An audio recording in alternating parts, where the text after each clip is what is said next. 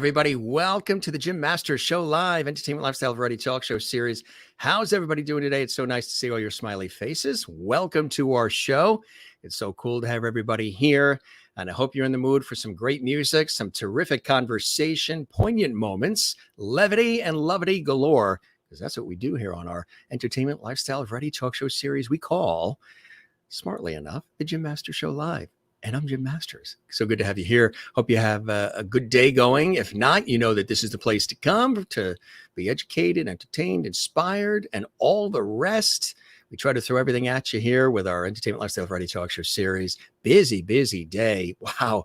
I was on the radio. We had several shows to host earlier. I had a TV shoot, and we were planning the travel and arrangements for a couple of television projects that are going to take me to Milwaukee, Wisconsin in about 2 weeks, and then to Florida, to Lauderdale and Miami for another television shoot project. It's a very, very busy time in my professional life in television and radio. You guys know I work in TV and radio professionally, and constant shows and shoots and on location. Everything's ramped up now. Everything is back in action with a lot of different studios and places that I work with, and TV stations, radio stations, and more, and shows I host, including this show here, the Jim Masters Show, and all the over 700 episodes that we have done for all of you, which is amazing. That's a lot of talking and a lot of levity.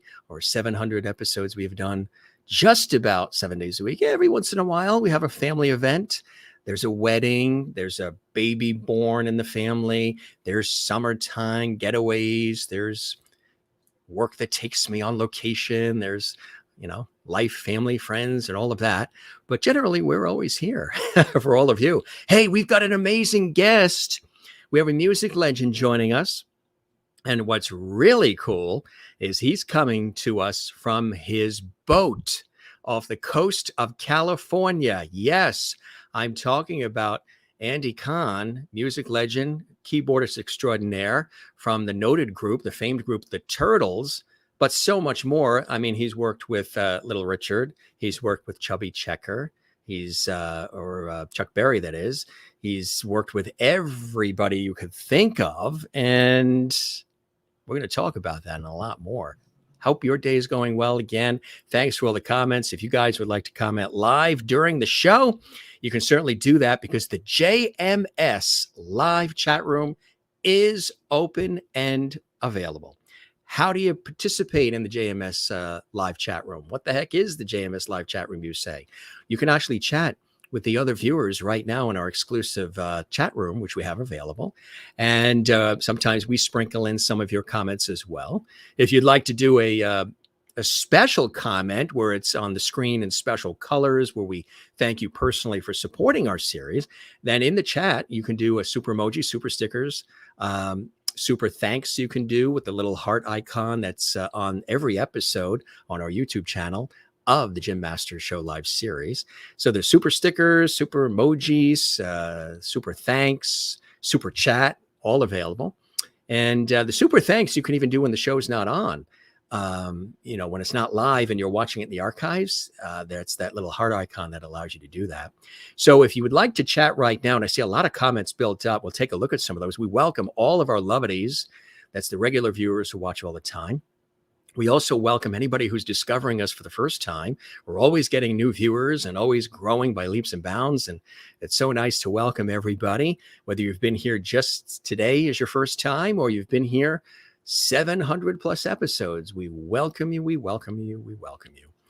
Andy is coming to us again from his fabulous boat. We're really excited about that. And again, he is a legend and he's been doing this for a long time. And we got lots of cool things to show you. We've got music. We even have, now get this. This is what you really call exclusive. You won't hear this anywhere else, which is usually what happens on our show. A lot of exclusive, JMS exclusives. We actually have a recorded call that goes way back in time from the one and only Ringo Starr. Yes, Ringo Starr of the Beatles. We're going to play an exclusive call that is something very rare and very special that came in from Ringo Starr, and we're going to share that with you on this show. Andy's sharing it with me, and we're going to share it with you here on our show, and that is really something cool and special. We also have music videos. We've got all kinds of cool things for all of you. Now, again, if you would like to subscribe, make sure that you click this. That is the button that says subscribe. We would love it if you support our show and our series and our channel by subscribing to the YouTube channel. There's no cost to do that. Just click the red button, subscribe, and also make sure, very, very important, click the notification bell icon. There's a little bell icon there. Make sure you click that. Why? So that way there you get alerts from us about every episode and every guest. So you never miss a live episode. You never miss any of our episodes of the Jim Masters Show Live series. And make sure you do that. Click that little bell icon that's right next to the word subscribe. Also, if you do want to chat in the chat room right now, live during the show, again, you can leave a comment on our YouTube channel during the show, after the show, 24/7, 365. We encourage you to leave a comment and give the episode a thumbs up like. We would love that. That helps us. But if you would like to comment during the show and chat, that's exclusively for subscribers of our YouTube channel, Jim Masters TV. So subscribe and you get to chat amongst yourselves, and we'll see some of your comments as well. Again, we're so honored to welcome Andy. Again, as I said earlier, he is coming to us live from his boat. He's even going to give us a tour, personal tour of his boat and the scenes around him. He's coming to us live from off the coast of the Channel Islands in California. As I mentioned, I want to tell you a little bit about our illustrious guest that's joining us here. He's really been doing this for a long time. He's a brilliant keyboardist and a brilliant musician. And you know him, of course, from the Turtles. That's he's 40-year relationship with the Turtles, legendary American group. But and he was born in New York, just like me. In his formative years, he was introduced to the sounds of classical music and the Beatles, eventually leading him to hone his skills in piano, drums, guitar, and crafting songs. And his first gig was the surf band called the Jaguars in 1964. This was primarily an instrumental band, with Andy taking up the Thomas organ. And in 1965, Andy then formed the Individuals. He wrote all the songs, booked and managed the band. He also played the Farfisa combo compact organ years later to recognized as a garage band cult hero, Jarny Farfisa. That was his name. Soon after, he was 20 years old, on a fast track to the most fantastic life, moving from New York to Los Angeles and mixing with the world's finest talent while playing and crafting his hits. Between hard work and incredible synchronicity, Andy found himself among luminaries such as Jimi Hendrix and Ringo Starr and Frank Zappa, the Turtles, Dr. John, the Night Tripper, Seals and Croft, Chuck Berry, and Little Richard. Some of Andy's more memorable experiences include being the music director for the Grammys and American Bandstand, showcasing Little Richard and Chuck Berry. One of his other highlights was working on the cartoon soundtrack with Ray Bolger and on television commercials with Walter Matthau and Jack Lemmon. You guys know Jack Lemmon, one of my favorite actors of all time. He's currently been on speaking and performing tours. He's finished his fabulous book we're going to talk about, featuring his life's work and memorabilia, titled The Most Famous Musician You've Never Heard of. 5% of the sales and Bedtime Stories series goes to the organization, the National End Handguns Violence, which I think is beautiful. He's also successfully raised money assisting the hurricane victims in Puerto Rico and also the Parkland victims as well in Florida. So really wonderful work that he does. And truly, it's an honor to have him here on the show. There you're looking at the screen as I'm describing his background. You're looking at the photos that's the Turtles there in that photo you're looking at right now. And there's Andy there then and Andy now. He looks the same. I told him, you look exactly the same, my friend. But the only difference is he's on a nice boat coming to us from the coast of California and the beautiful Channel Islands. We want to welcome him to the show with me. Put your hands together, gang. We are very excited to welcome a music legend to the Jim Masters Show live. Andy is here. Andy Cahan is joining us, and there is Andy Cahan. Welcome, Andy, to the show.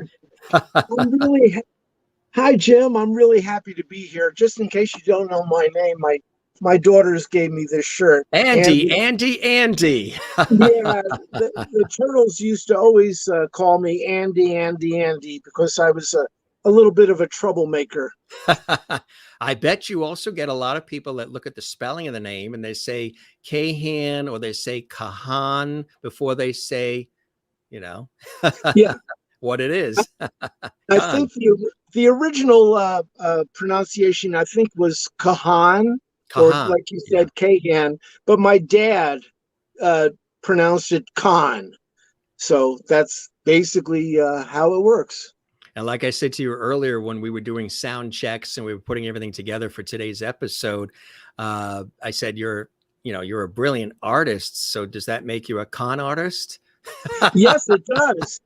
And, when I have children, I can name them Ali Khan, Pecan, Nikon, Yukon, Anybody Khan, Garbage Khan, Kubla Khan, Genghis Khan, many cons.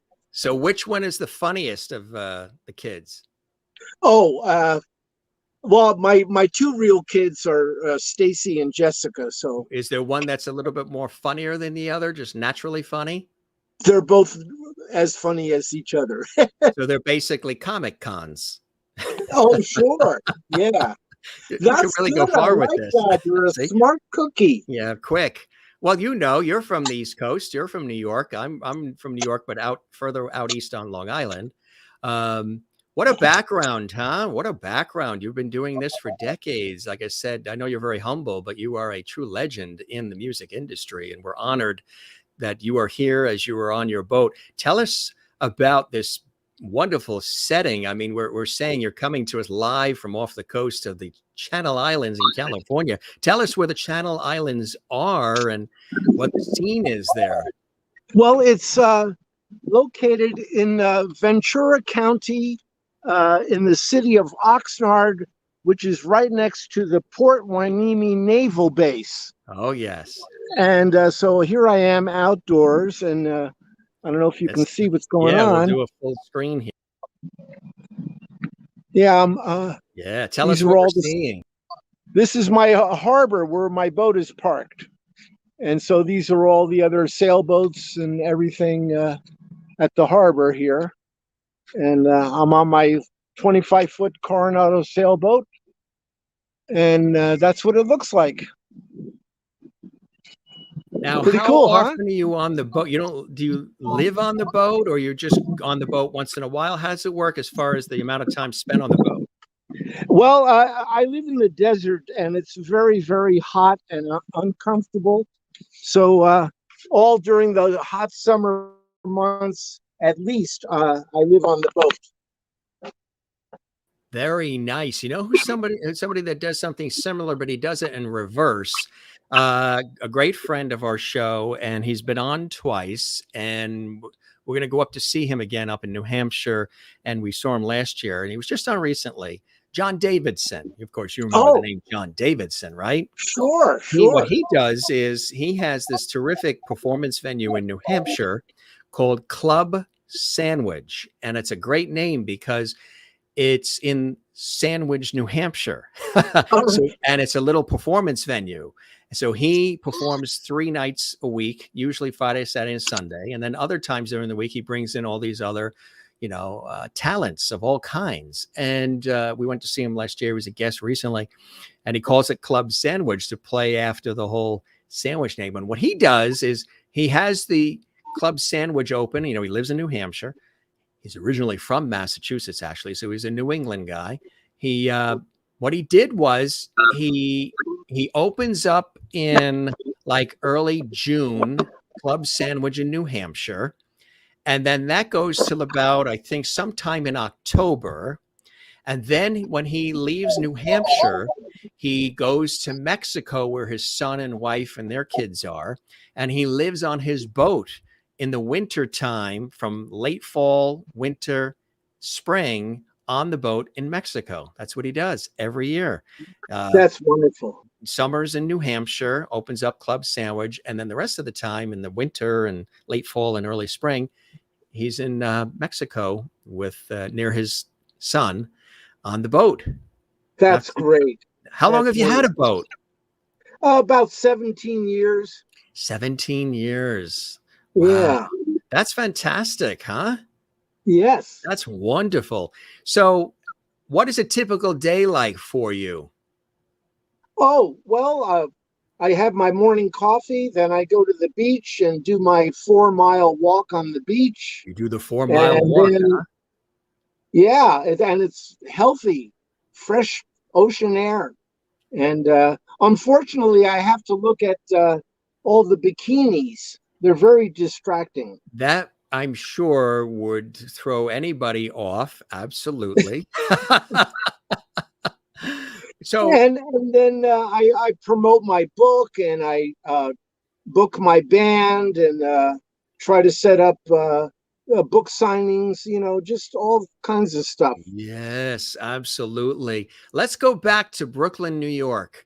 I tell Okay. you, there's definitely something in the water in Brooklyn, huh? So many people who are in the entertainment business and so much more, whether they're actors, they're singers, they're producers.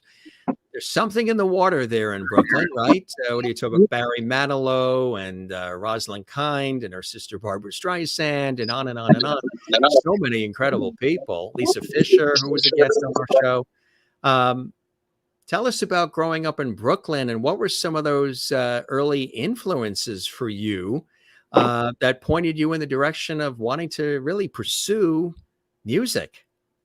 Well, I loved classical music. Actually, when I was 12 years old, I would make movies with my father's 8mm camera.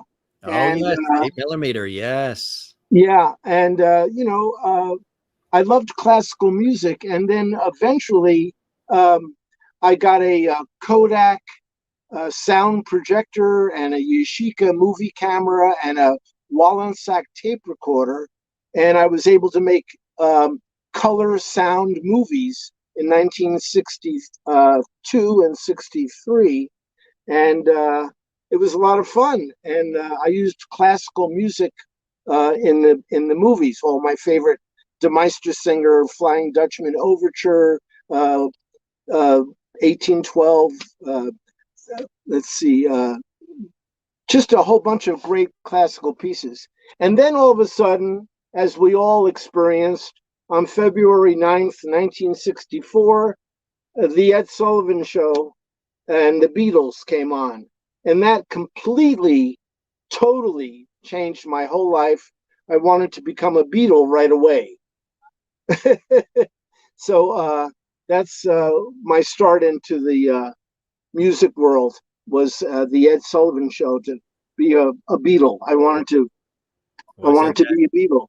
So that show was instrumental for you. That show really meant something. It inspired you, huh? Oh boy, it completely turned my whole life around. It did. Wow. Yeah, and I said to myself, I sure as hell am not going to pick up any screaming girls making monster movies. I think I want to be a Beatle. That way I can get screaming girls. Right.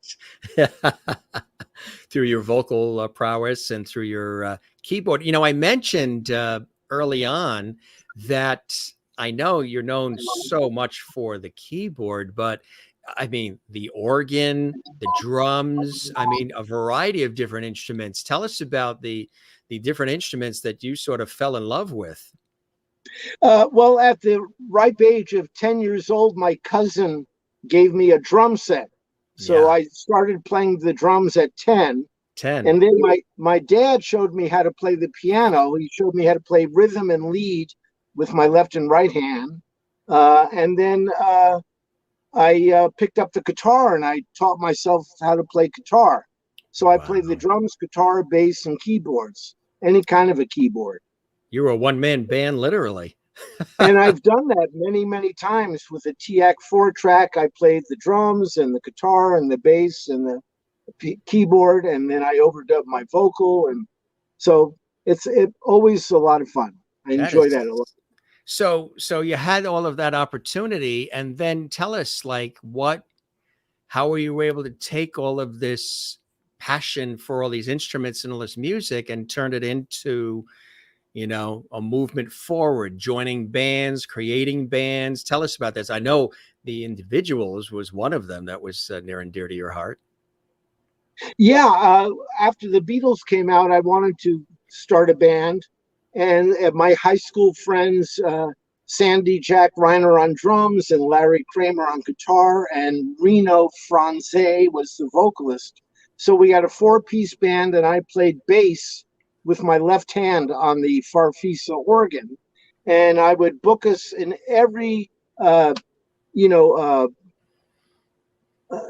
college, university, um, yacht clubs, all kinds of stuff. And I booked us pretty solid. We worked very solid for about 3 or 4 years. And we also won every single battle of the bands that they had in Westchester County. So we were doing very, very well. It was great. Really good. The next time somebody cuts me off on the highway, I think the word I'm going to use is Farfisa.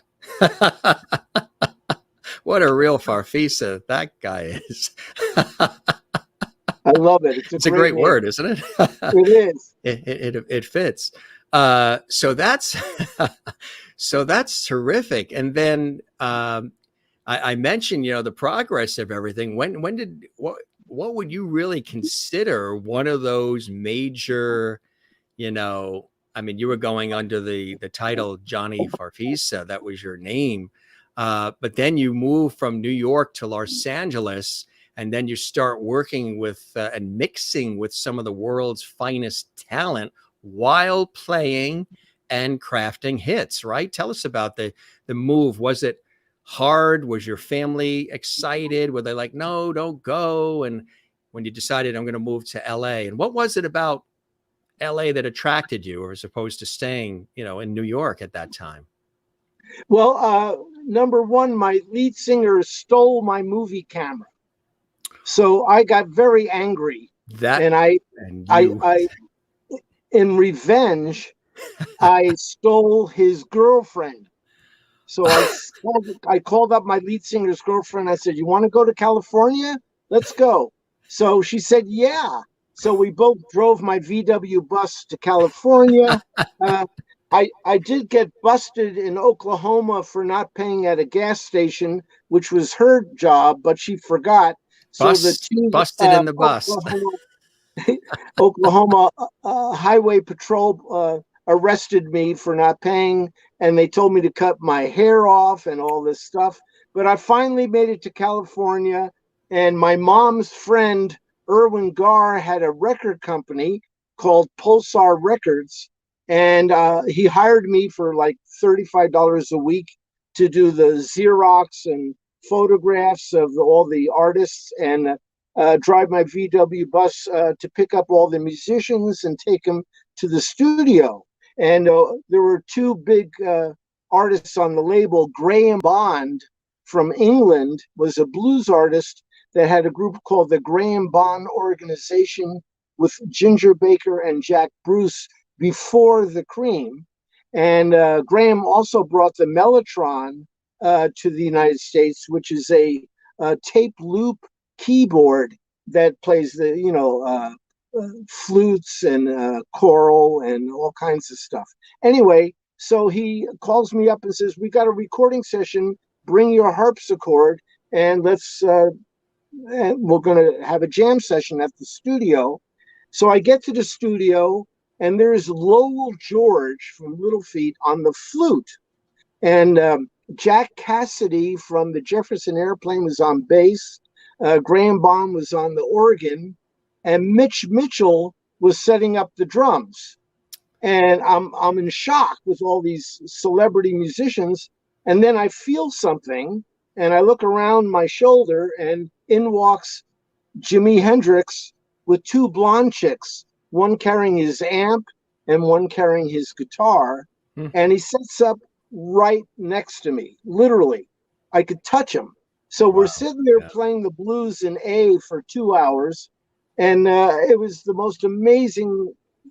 I'm 20 years old in the studio with all these incredible musicians. So that was my first introduction to celebrity musicians. Isn't that incredible? Yeah, absolutely. And then, as I said, between all that hard work and the synchronicity, you found yourself amongst all of these Ringo Starr, Frank Zappa, Dr. John, and Seals and Crofts. I mean, tell us about some of the others that you had a chance to, be around and play with and what have you. Yeah, well, Dr. John the Night Tripper was on the same record label. So Yes.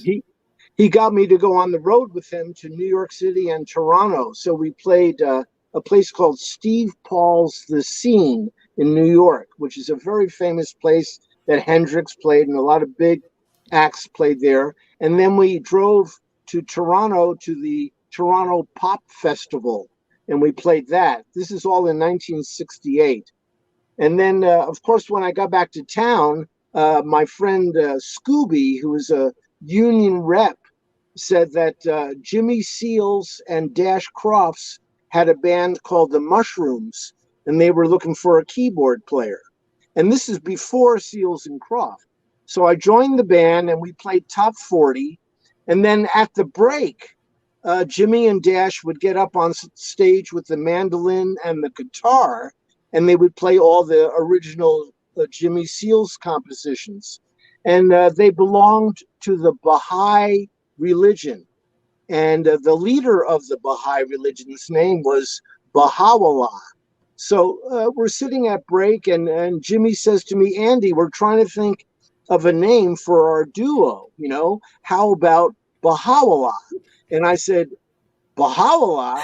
What do you mean? What happened to Abbott and Costello? What happened to Laurel and Hardy? What happened happened to Tom Johnny and Jerry? Farfisa? How about Seals and Croft?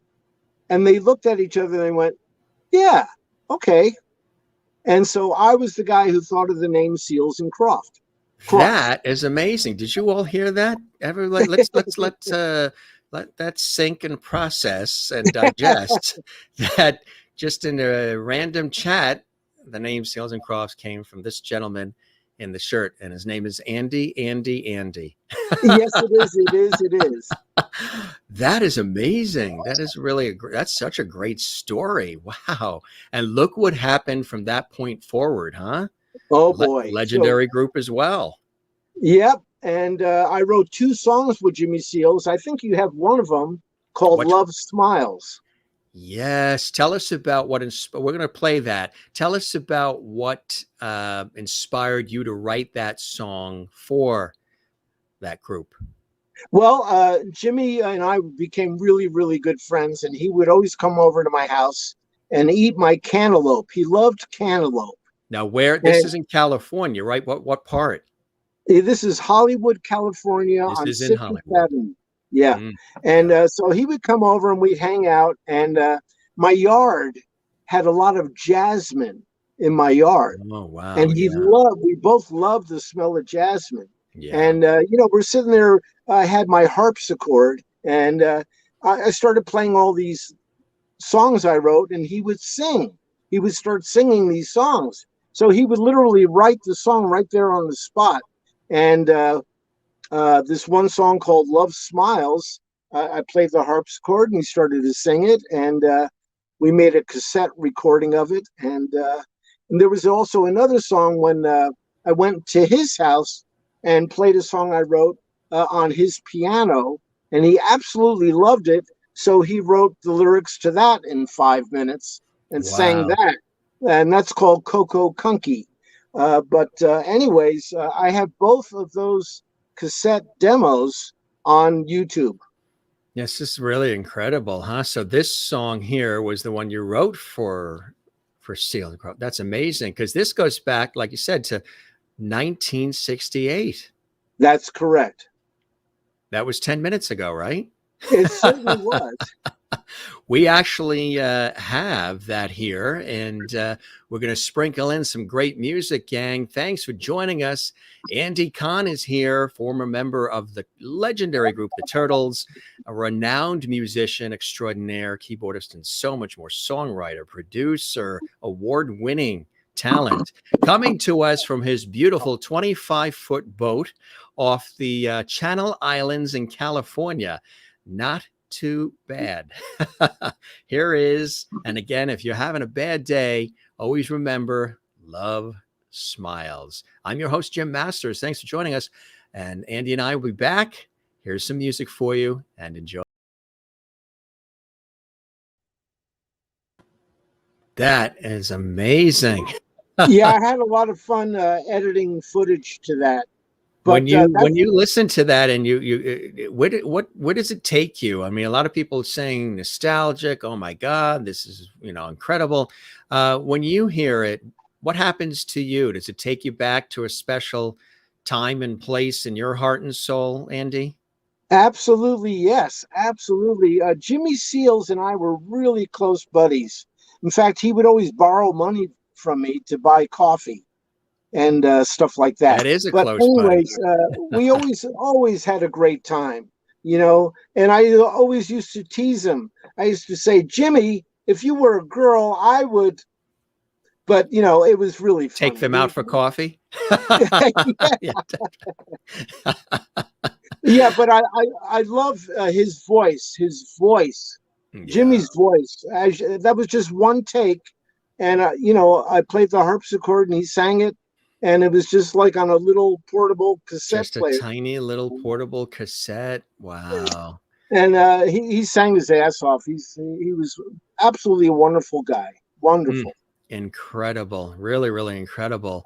You mentioned Jimi Hendrix, of course, Frank Zappa too, and Ringo Starr. Tell us about Ringo Starr. And a little bit later, we have a special phone call we're going to play exclusively here that, gang, you've probably never heard before, that we're going to share with you here on the show. But tell us about Ringo Starr. When you had a chance to meet with and have an opportunity to collaborate in certain ways with Ringo, that had to be, you were on cloud nine, I'm sure, at that point, huh? Yeah, I met Harry Nilsson on a radio show I did with Flo and Eddie on K-Rock in New York after Howard Stern. Flo and Eddie had their own show, and they did a live broadcast from Universal City Studios and had a whole bunch of celebrities come to their tent and do a live show with these celebrities. And I'd have my keyboard, and we'd play the hit record from that celebrity, and then we'd also do Happy Together, and they, do an interview. But Harry Nilsson was one of the guests, and we became really close buddies, like high school buddies. And I recorded 35 songs with Harry in my living room. And I said, Harry, I got to meet Ringo. This is crazy. And so Harry brings Ringo over to my house. Now, what's really very cool about this is when I first moved to California in 1968, I was sitting at my harpsichord, and I had a premonition that a Beatle came over to my house, sat down next to me, and took his shoes off. And then later, in 1991, Ringo comes over to my house, and I had to turn off the air conditioner so it wouldn't get picked up on the mic because it was 100 degrees out. So Ringo sat next to me and took his shoes off. So that premonition came true. Yeah. And so we did some children's stories that Ringo narrated.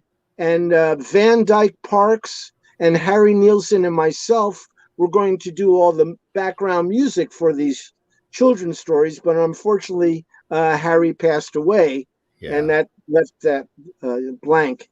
So I also am on a Kinky Friedman album, background vocals in Hammond B3, behind Ringo Starr, doing a cameo on a song called Men's Room LA.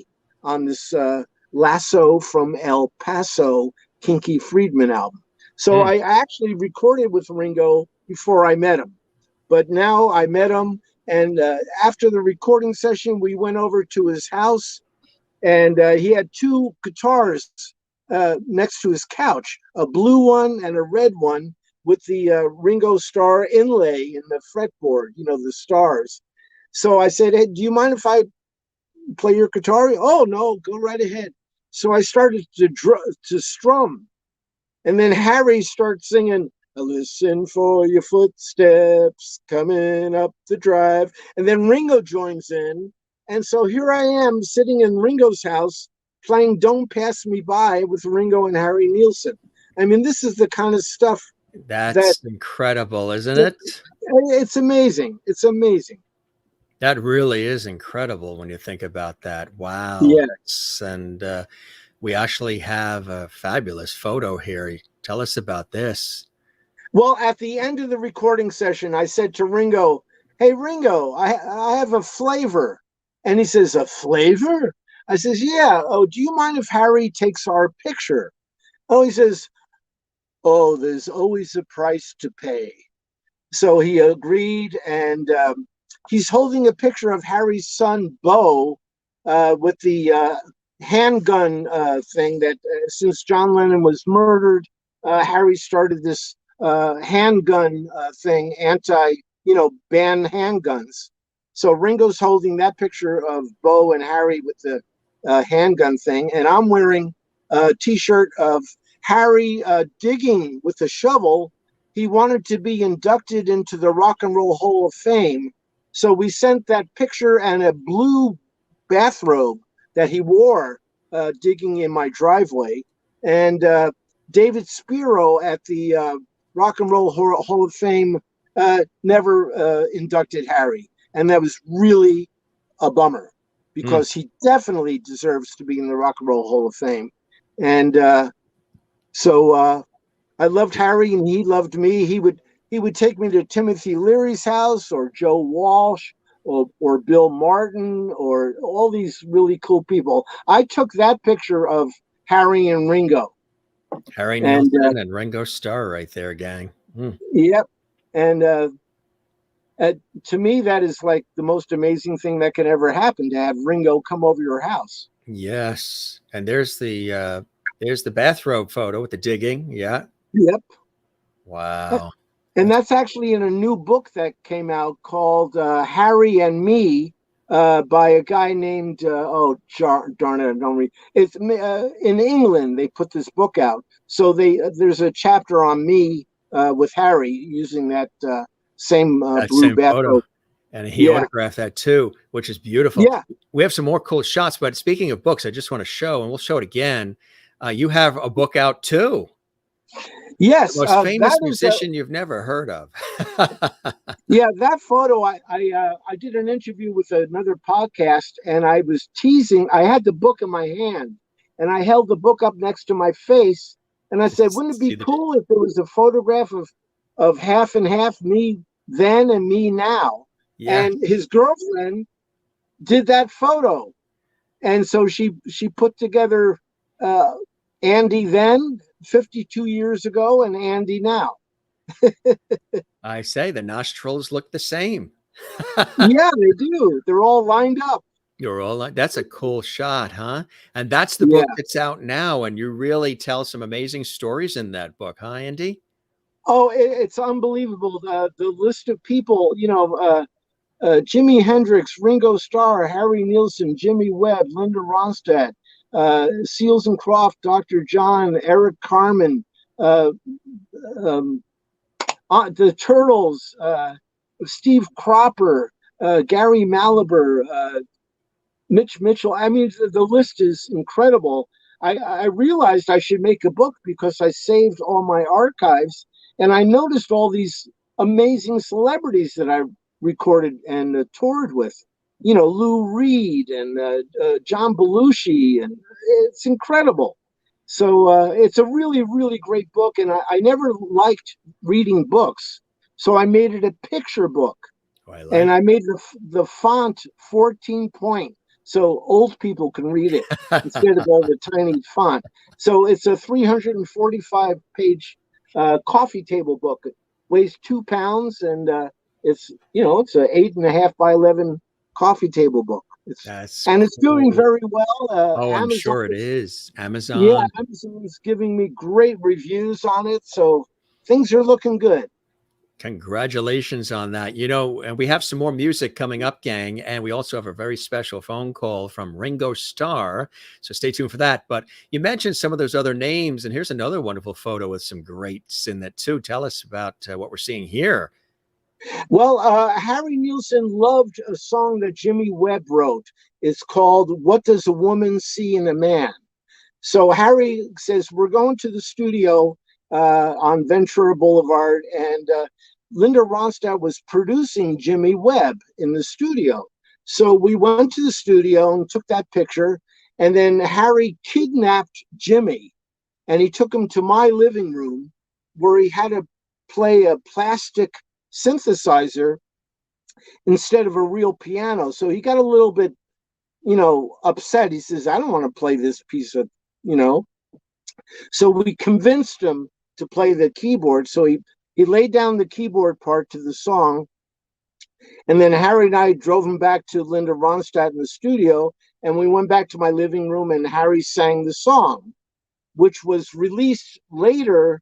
Mark Hudson took all my work off and released some of the demos I recorded on the new Lost and Found album that was released. And it's really unfortunate because my recordings are better than what Mark Hudson put out. So it's crazy. That's again the amount of talent, like you say, in that photo is incredible. Oh God, Harry Nilsson, Linda Jimmy Webb, and Ronstadt, Linda Jimmy Webb. Ronstadt. Yeah, Yeah. all right there together. That's a really great shot. Another one too is you and Little Richard. Oh Tell us my about this, God. relationship here and how this came about, working with Little Richard. Well, my drummer friend Craig Cramph from a group called the Robs, and they were the house band on Where the Action Is, Dick Clark. So anyhow, he calls me up one day and he says, Little Richard wants a keyboard organ player. We're leaving tomorrow morning from the airport to go to Hershey, Pennsylvania to play with Little Richard.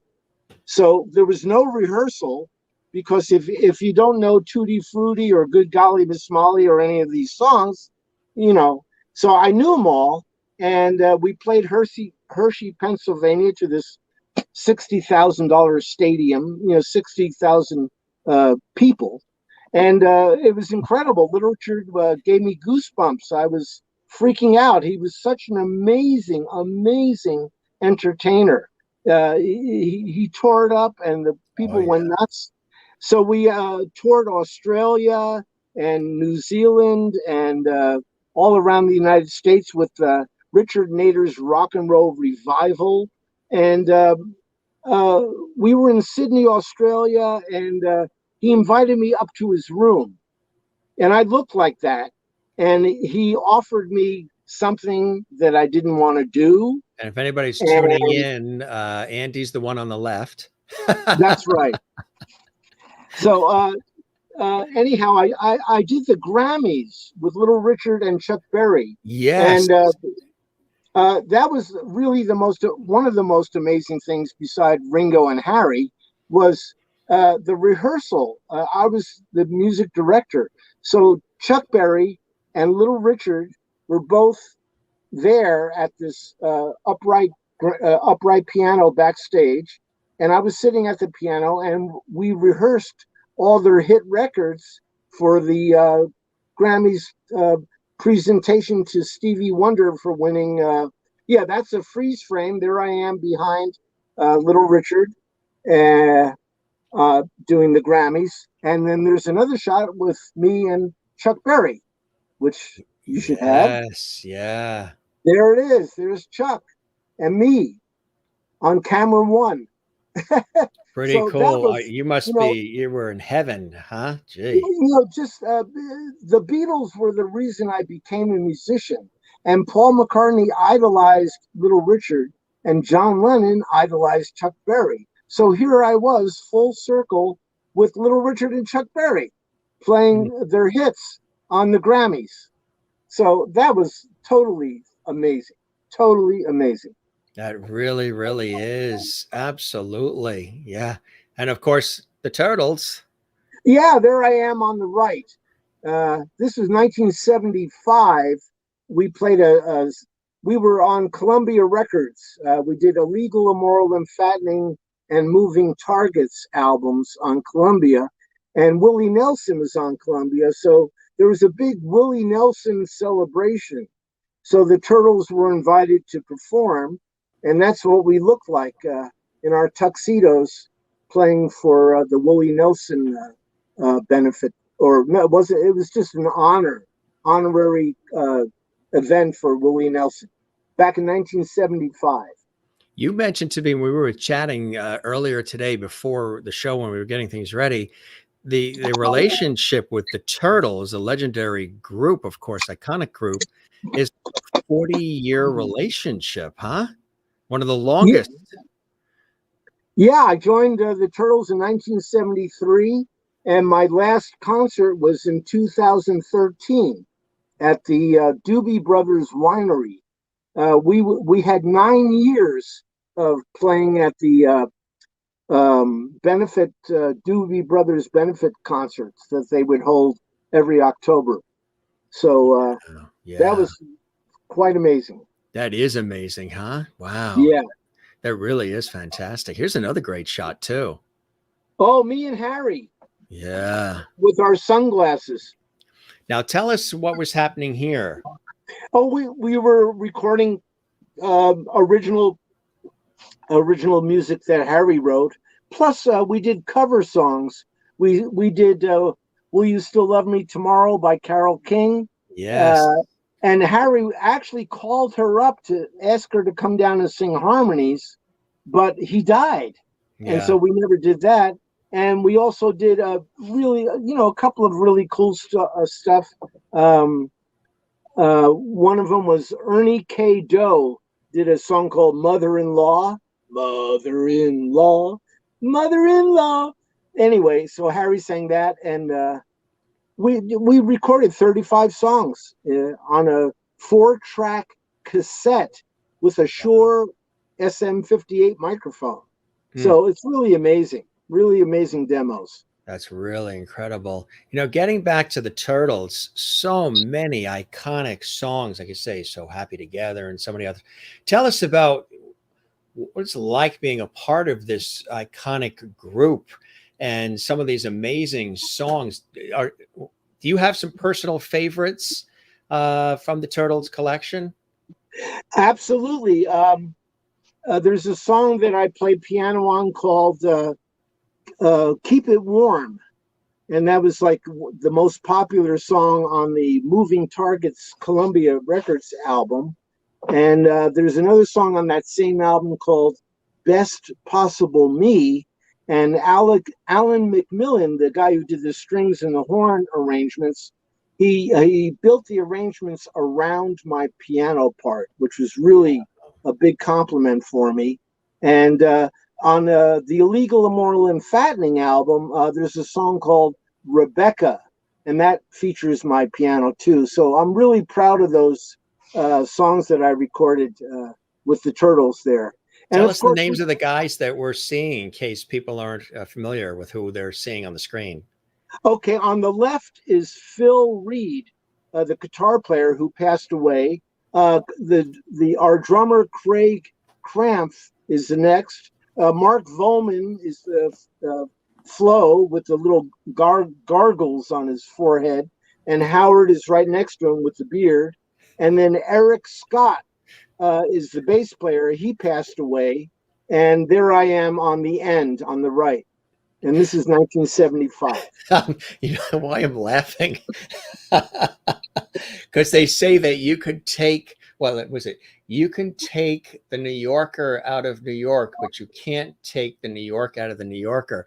And you said that word kind of like I have gone back and forth with when you were said he had the gargles on his head, and it's as opposed to goggles. I know. It's a New York thing to say almost gargles. And I sometimes have slipped and said, I say the same thing. Oh, those are the gargles. I mean, goggles.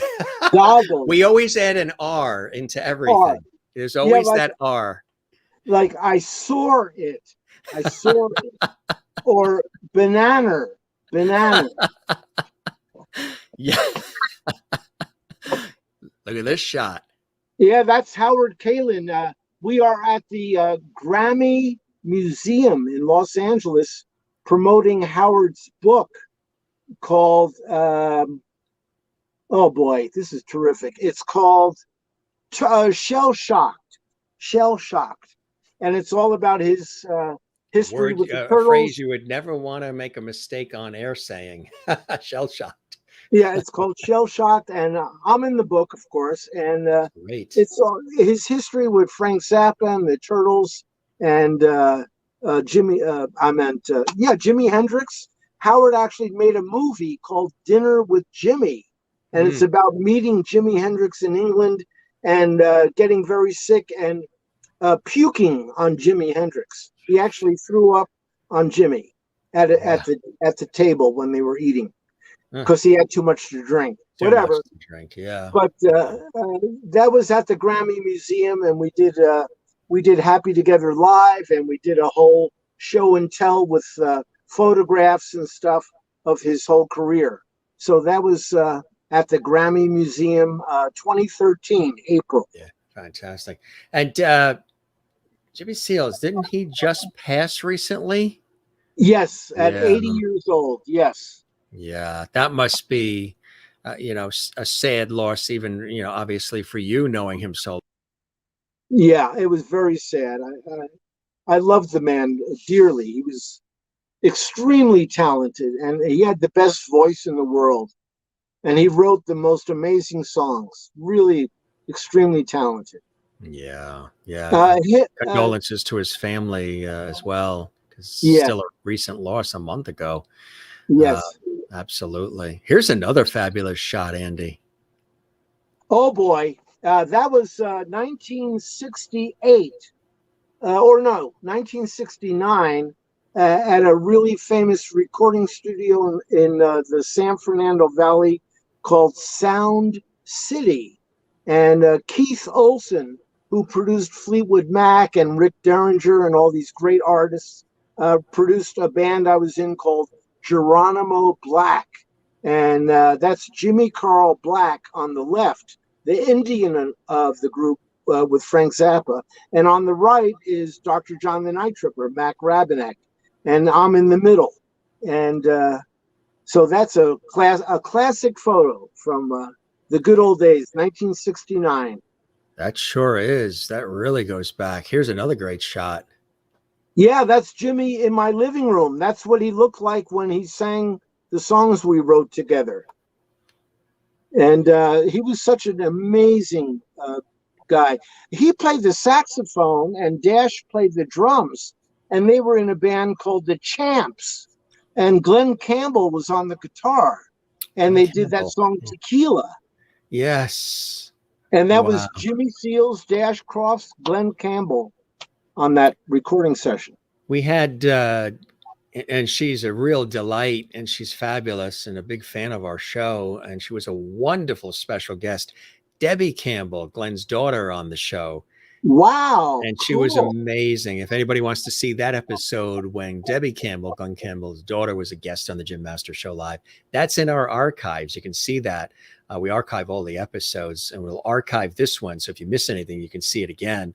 But really, really fantastic. Much more photos and cool things coming up.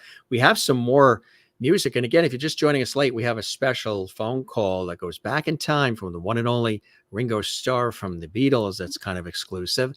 You mentioned Coco Conky. This goes back to 1968. Tell us a bit more about this one and will share this piece of music with our viewers. Yeah, I lived in Malibu on the edge of a cliff overlooking the ocean, and one day I sat at the piano and I wrote this really, really cool piano thing. And later on, Jimmy said, "Let's go play golf." So I went to go play golf with Jimmy Seals, and after that, we went to his house, and I said, "You want to hear the song?" "You sure?" So I start playing this on the piano, and the reason it's called Coco Kunky is that her name was Martha Moore, and she lived in this house in Malibu where I was staying, and her nickname was Coco Kunky because she liked cocoa and she liked kumquats.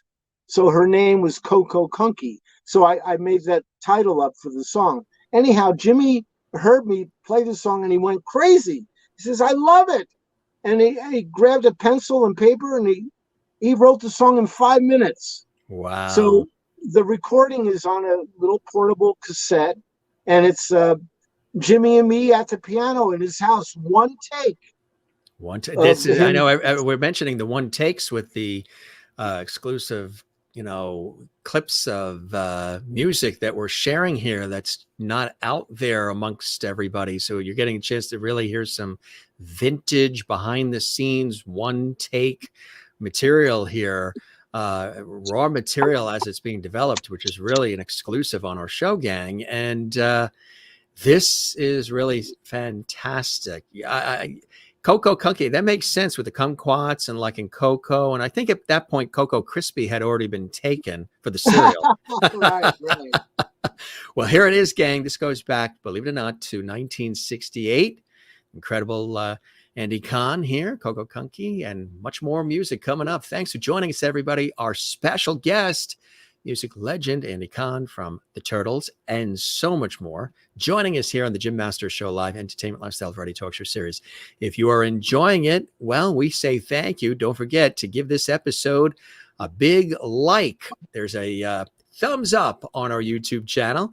All the episodes have that thumbs up. Give us a like, subscribe to our YouTube channel, Jim Masters TV, and share the love of it. Tell everybody about our show. What we're doing here is a little bit different. We really don't call this an interview show. We call it conversations, old school style with a modern vibe and modern twist of today. Now, we're going to get funky with some Coco Kunky right here on the Jim Masters Show Live and our special guest, Andy Cahan. Enjoy, gang, and we'll be back.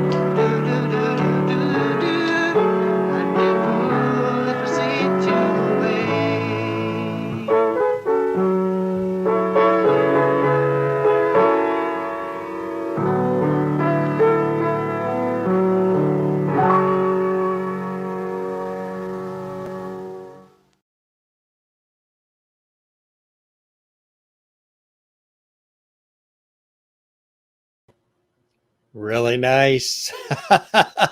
Little extra black footage there. You can fill in whatever you'd like to fill in, gang. That was really something, huh?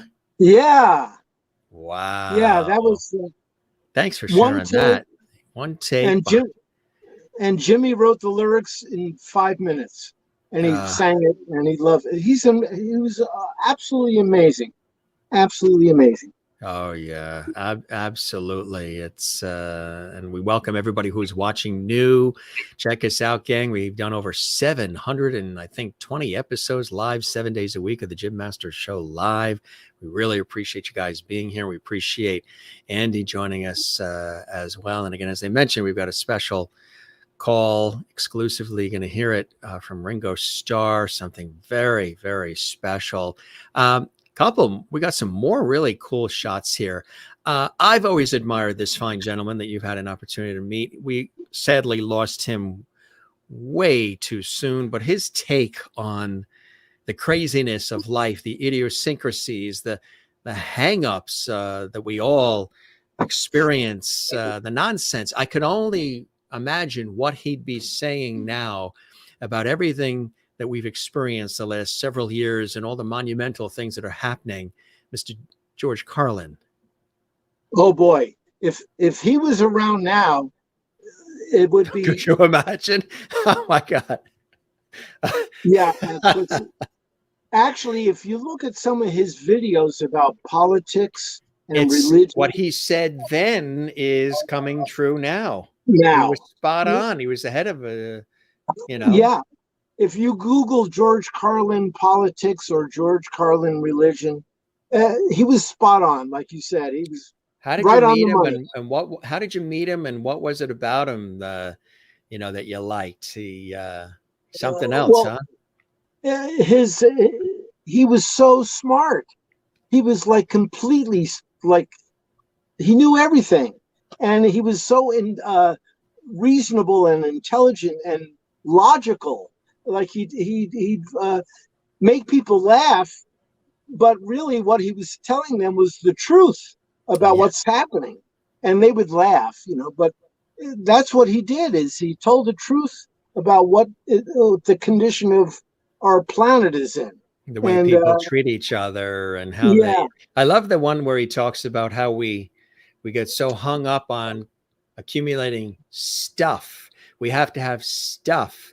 So we have closets and garages, and that's not enough. So then we have to get a climate controlled storage unit for more of our stuff. I mean, it's like, well, that's very true, and I'm a perfect example, because my book is made out of stuff. All the yes. all the photographs and contracts and letters and calendars and T-shirts and hats and stickers and laminates, and forget about it. I saved everything and I scanned it all, and that's how I built my book by from early 1960 till present day. Yeah, that's But great. the way I met George Carlin was he was performing in the desert in Indio at the Fantasy Springs Casino. And I had just played a concert with the Turtles for the Department of Parks and Recreation in the desert. And the guy who ran that took me to Fantasy Springs to see George Carlin because he had tickets. And then I said, well, let me call up the promoter guy, because the Turtles played Fantasy Springs twice. So I knew the guy who booked us, because I was doing all the advance work for the Turtles, all the backline and food and transportation and hotels. So anyway, so he gets me to go backstage to meet George. First, George said, no, I don't want to see nobody. And then I said, well, tell him I'm from the Turtles. And so George says, okay. So I went backstage, and it's a huge backstage dressing room that you can fit 50 people in, a huge room. And nobody was in the room. It was just George and a glass of water and a piece of paper with his, what he's going to do in his show. Yes, And routine. Yeah. and a stool. And that was The only thing in the whole dressing room. So I walk in and I go, oh my God, this is amazing. Thank you so much for letting me come back. And I pulled out my cell phone and I said, here, Howard Kalin of the Turtles wants to talk to you. So I handed the phone to George and he starts to sing, some girls like to run around, like to handle everything they see. And so he's singing She'd Rather Be With Me to Howard, and they were talking. And then George says, oh my God, I'm 70 years old. What am I going to do and all this stuff? So after the phone call, I said to George, George, there was something I always wanted to ask you if I ever met you. And he says, yeah, what's that? And I says, well, if you should decide to run for ruler of the planet, I'll run your campaign for you.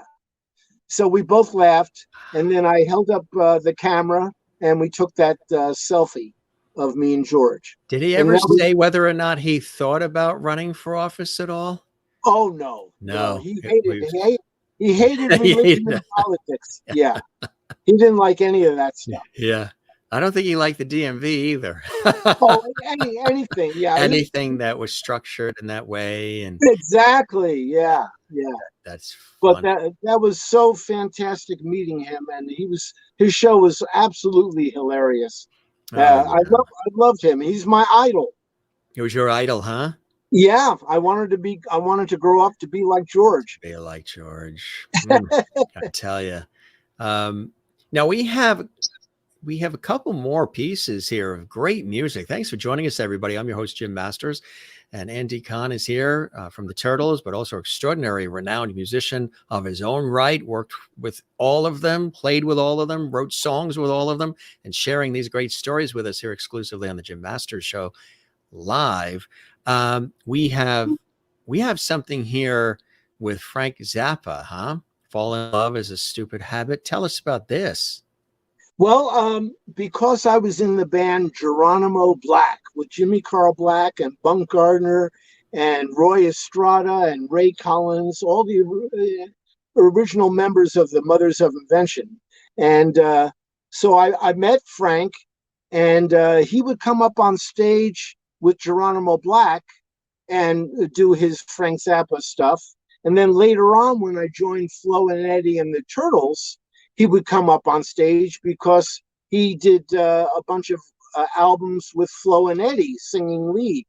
So one day, Jimmy Carl Black calls me up and says, Frank wrote a song for me, and he wants us to come over and he wants to show us the song.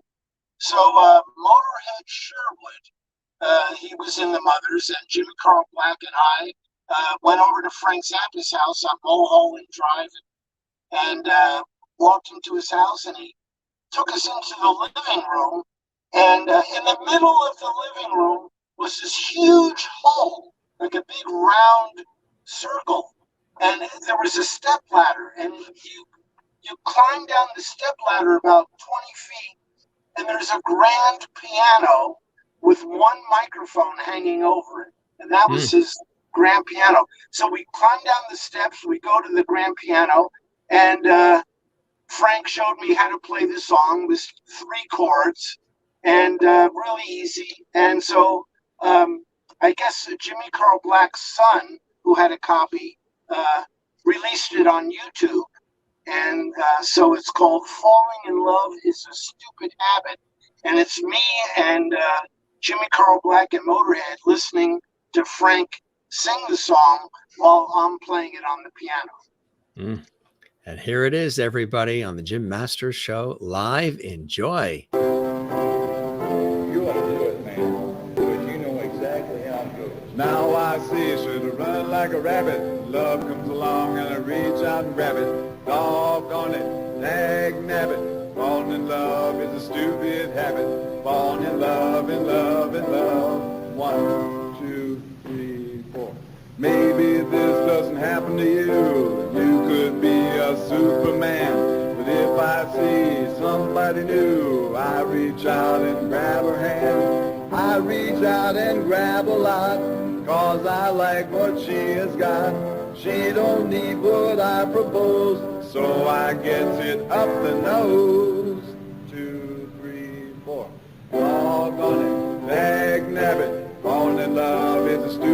habit, doggone it, dag nabbit. Falling in love is a stupid habit. Falling in love, in love, in love. 1, 2, 3, 4. You could be the lucky type.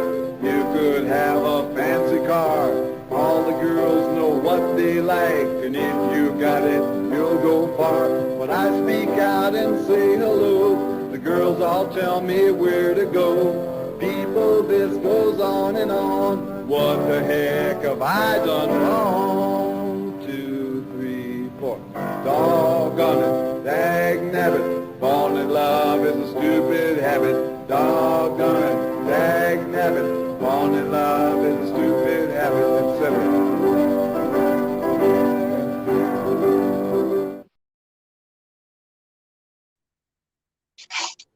Really something, huh? Yeah, that was amazing. Yeah, just being with Frank, and we had a lot of fun with Frank. He was a wonderful guy, just amazing.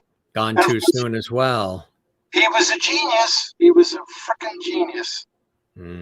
I tell you, yeah, it's there's so many greats when you really think about it, huh? So many incredible people that and you know, you are on that list. I mean, I know we're talking about all these other people, but oftentimes when you end up talking about all the other people, it's sort of like, you too, you know.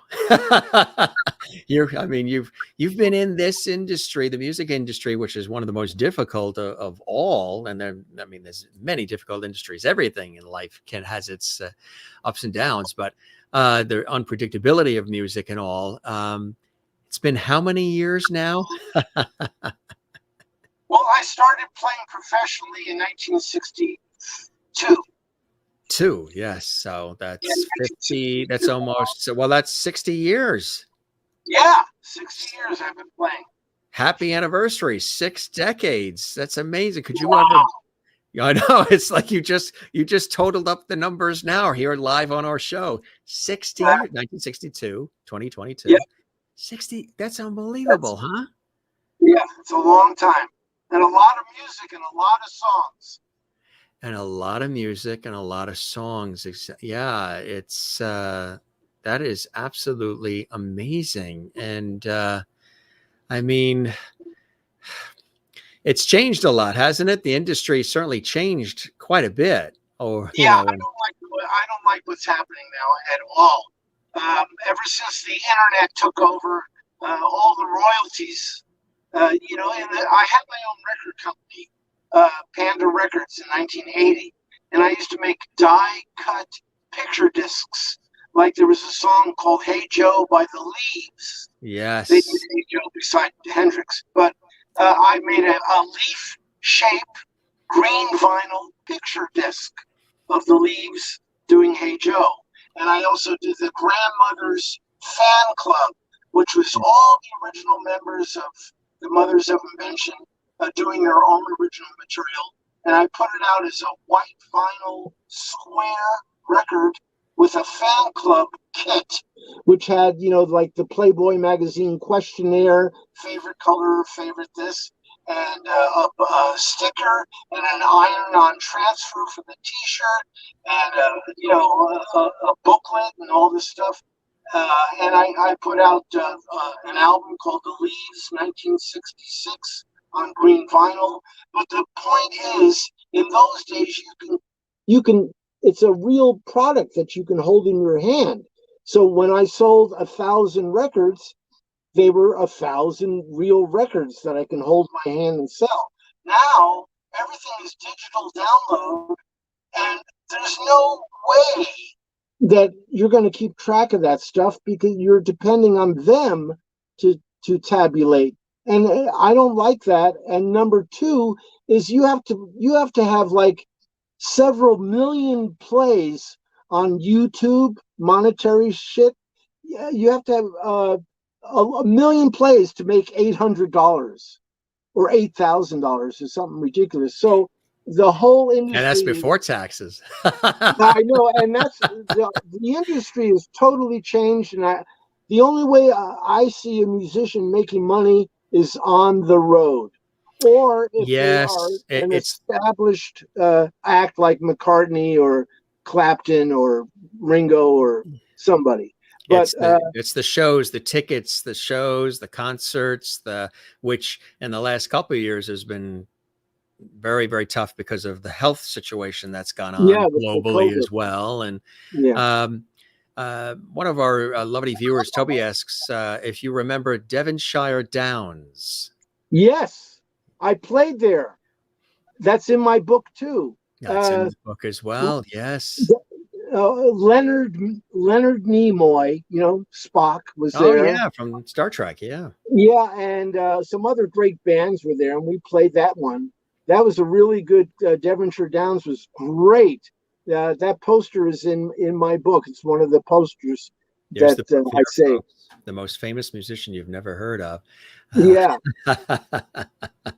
It's a great title. We have another song here for everybody. And again, if you're just joining us, gang, we also have a call that was recorded a while back from the one and only Ringo Starr being shared here on the Jim Masters Show. And it's really quite a very special call. And Andy will tell us about that in just a minute. But first, we've got another piece of music here. This one goes back. Now, this is a little bit more recent. This is 1983. And this is Hold Me. Tell us about this one. I'm sitting on my sailboat, and I got my Macintosh laptop computer and GarageBand, which is the software that you can record. And so I have my acoustic guitar, and I decided to write a song. So I played the organ, the drums, and the bass on the GarageBand keyboard thing, and then I strummed the guitar, and I sang into the computer, into the little mic they have it on the top of the screen. So it wasn't a professional recording, but it came out great, and I really liked the way it came out. So this is a song that I wrote on my sailboat. And we're playing it while you're on your 25-foot boat right now. It's full circle moment here, isn't it? Goes around, Yeah, comes it around. sure is. Here's Hold Me, Okay. 1983. Andy All Cahan. right. Yeah, here we go. Enjoy, gang.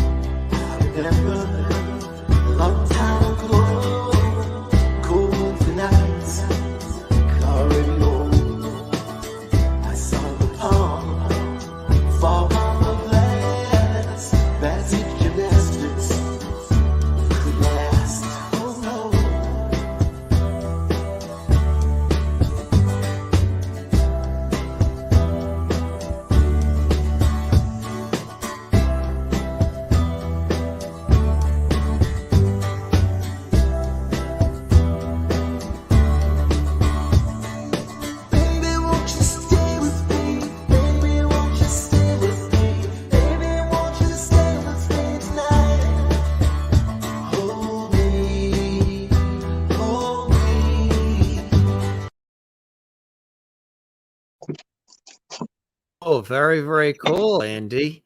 Oh, so that was it? Yeah, there was just a little bit of a piece of it there. Yeah, just a little bit. It was 1 minute and 11 seconds, that one. Oh, Yeah. okay. Well, yeah. In Oh, it was really 1983, good. I loved it.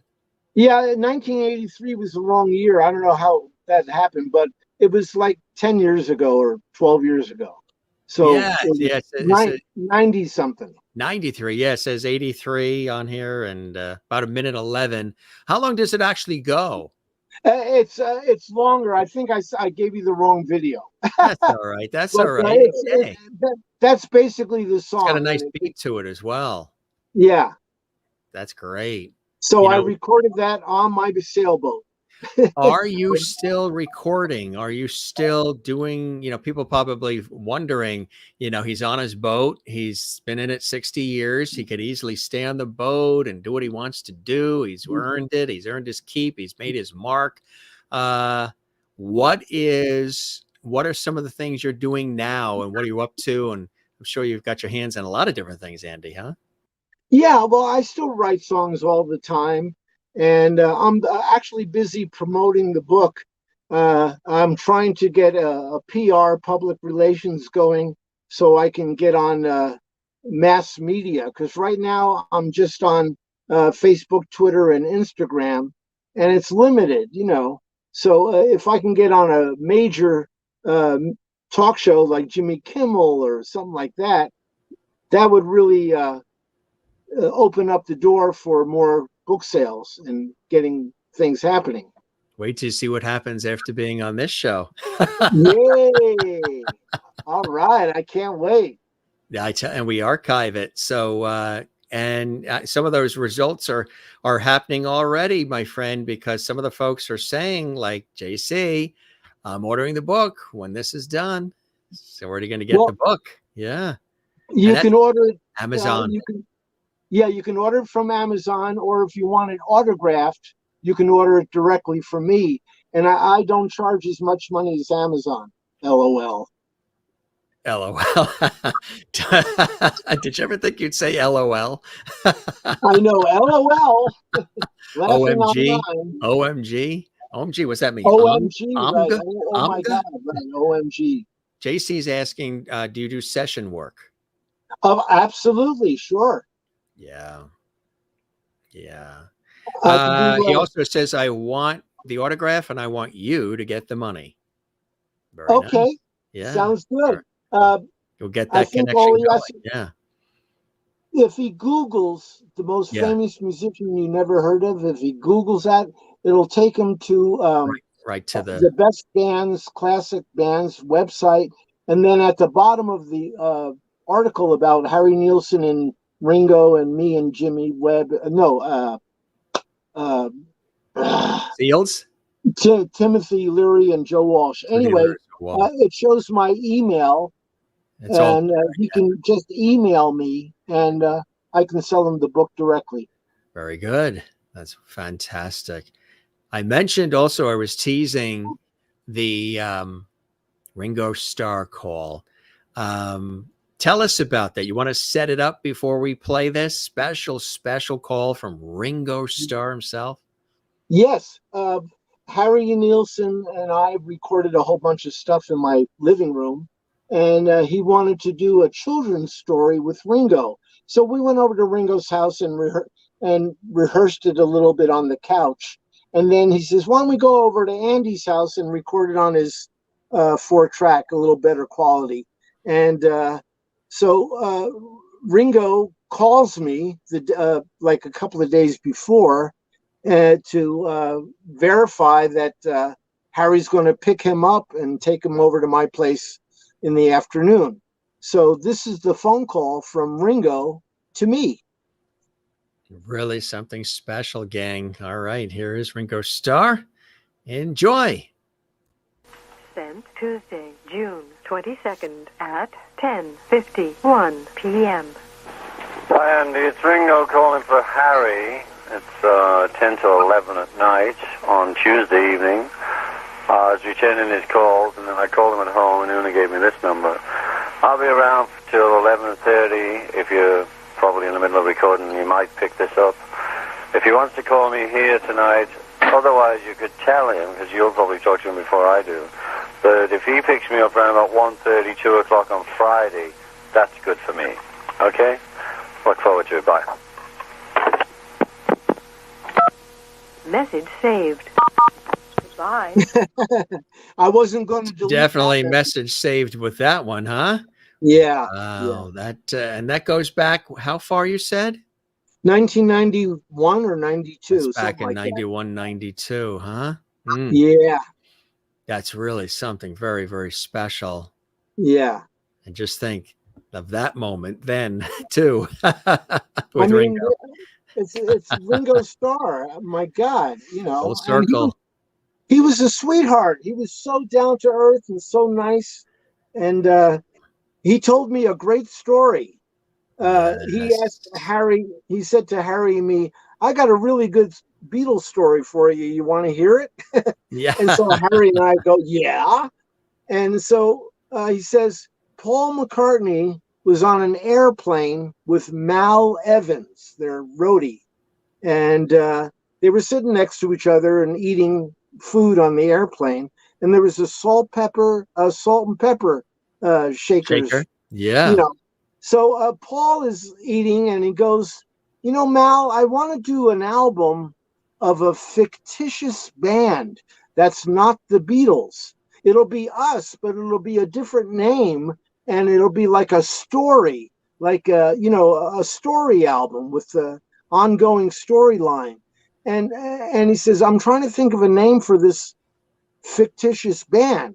So Mal looks at him and he picks up the pepper and he says, why don't you call it Sergeant Pepper's Lonely Hearts Club Band? And that's how that's how they came out. Mal Evans was the guy who thought of Sergeant Pepper's Lonely Hearts Club Band, sitting on a plane with Paul McCartney. And So that's one of our guests was Diane Steinberg Lewis, who was Lucy right. in the movie. Yes, she was a guest on our show, gang. If you'd like to see that episode, she was in the Sgt. Pepper Lonely Hearts Club Band movie. The Bee Gees were in that as well. You can see that episode here on our YouTube channel. JC wanted to know if you do any blues over the years. Have you done any blues? Well, I blues are fun and easy, but I'm a Beatle. So all my songs that I write and what I like to perform on stage is British Invasion and the Beatles. I can play the blues. It's not hard. It's a lot of fun, actually. And when I was in Geronimo Black with Jimmy Carl Black, we would do a lot of blues. Jimmy Reed, Bright Lights, Big City, or just a lot of really cool blues songs. But every time Jimmy got up on the stage to sing, I played the drums. So every time he was singing, I was on the drums. And then the rest of the show, I was on the keyboard. And then I played guitar on a couple of songs that I wrote.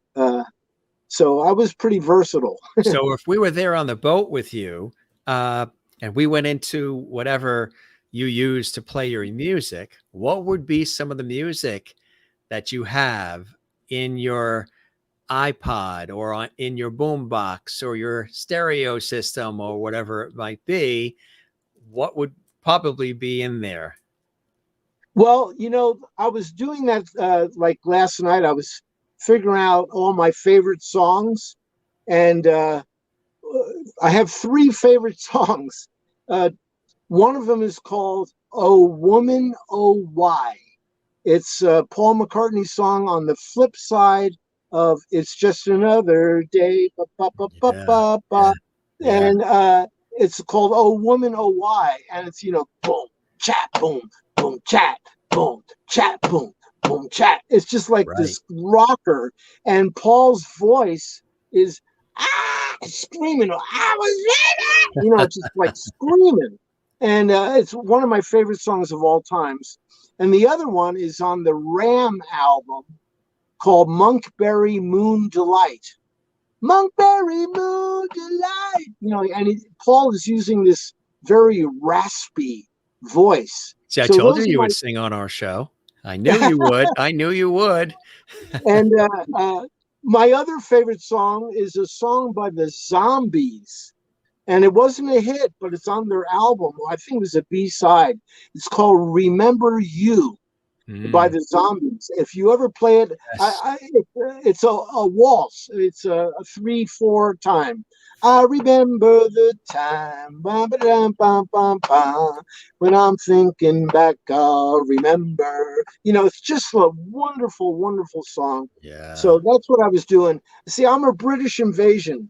I like the Zombies, the Animals, the Kinks, the Beau Brummels, what's her name? Petula Clark or whatever. Yes. All the English stuff that came out. the Dave Do Clark you have any 5. English I in love you? it. I wish I did. I'll give But you some. I have I'm some on both sides of the family. I'll share some with you. yeah, I'm Russian and Polish. You are. That's my background. Russian, Polish. That's Weird. great. Yeah. That is funny. Good Yeah. stuff. Really. This is fantastic. Neil Rosengarten is here. That's Hi, Neil. Yeah. And JC and Linda and Toby and everybody. We Hi, appreciate everybody. JC, Linda, Yeah. and Toby. Thank you Toby for and joining us. Merlin and everybody that's here. Sherry, everybody, the whole gang.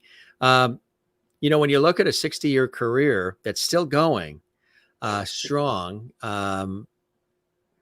what comes to mind? What are some of those continued blessings and joys in your life, Andy, that keep you wanting to create and be collaborative and connected through your art, through your music, through your talent with all of us when you look at a 60-year career that continues today? Yeah, well, gratitude. I'm very grateful. I mean, because 80% of the people in my book are no longer with us. Some of the people we mentioned today on the show are gone. Yeah. Yeah, I mean, I could name drop from here to eternity, but I'm just very, very grateful for what I have done. And I'm extremely excited about anything that comes up. I'm always willing and able to do anything. And I really want to do a book signing tour worldwide. I want to go to Europe, that'd be nice. Australia, and with my band and play music from the book. And, we would play the Harry Nilsson and the Seals and Croft and Little Richard, Chuck Berry, and all the cool stuff that's in my book. I would perform that live. Do you have a couple of moments? Well, we've shared a lot of wonderful ones on the show today, depending on what time of day it is around the world, because we have an international audience, what time of the day it is. People are watching us live or watch this later. This morning, tonight, this afternoon, tomorrow. A couple of very special, I mean, you've listed, like I said, a lot of special moments that anybody would be bowled over by. But are there a few that really stand out, extra ones we haven't talked about that really stand out for you in your career, whether they be Turtles affiliated or not, just special ones for you that are some of those top 2, 3, 4, 5 moments in the career for you? Yeah, when I was with Flo and Eddie and the Turtles, we were hired by Kids Stuff Records to do all the music for Strawberry Shortcake, G.I. Joe, and the Care Bears. So all the music for those cartoons was me on a Casio keyboard. And of course the drummer and all this other stuff. And one of the cartoons we did was called Peter and the Magic Egg, and it was about the Easter Bunny, Peter Rabbit, whatever. So Ray Bolger was Bolger, 80. Yeah, he was like 87 years old at the time, and he lived in Beverly Hills. So Flo and Eddie and I drove to Ray Bolger's home, knocked at the door, and he opens up the door and he says, "Come on back to the garage." So we went back to the garage, and there's an upright piano. And he says, "Have a seat." So I sit down at the piano, and Ray Bolger sits right next to me, right at the piano. And this is the guy who was in The Wizard of Oz. This is the straw man, Dorothy's favorite character. He's got a real heart. Or did he want the brain? He wanted the brain. Yeah, I think he wanted the brain. Yes. The Tin Man wanted a heart, and the lion wanted courage.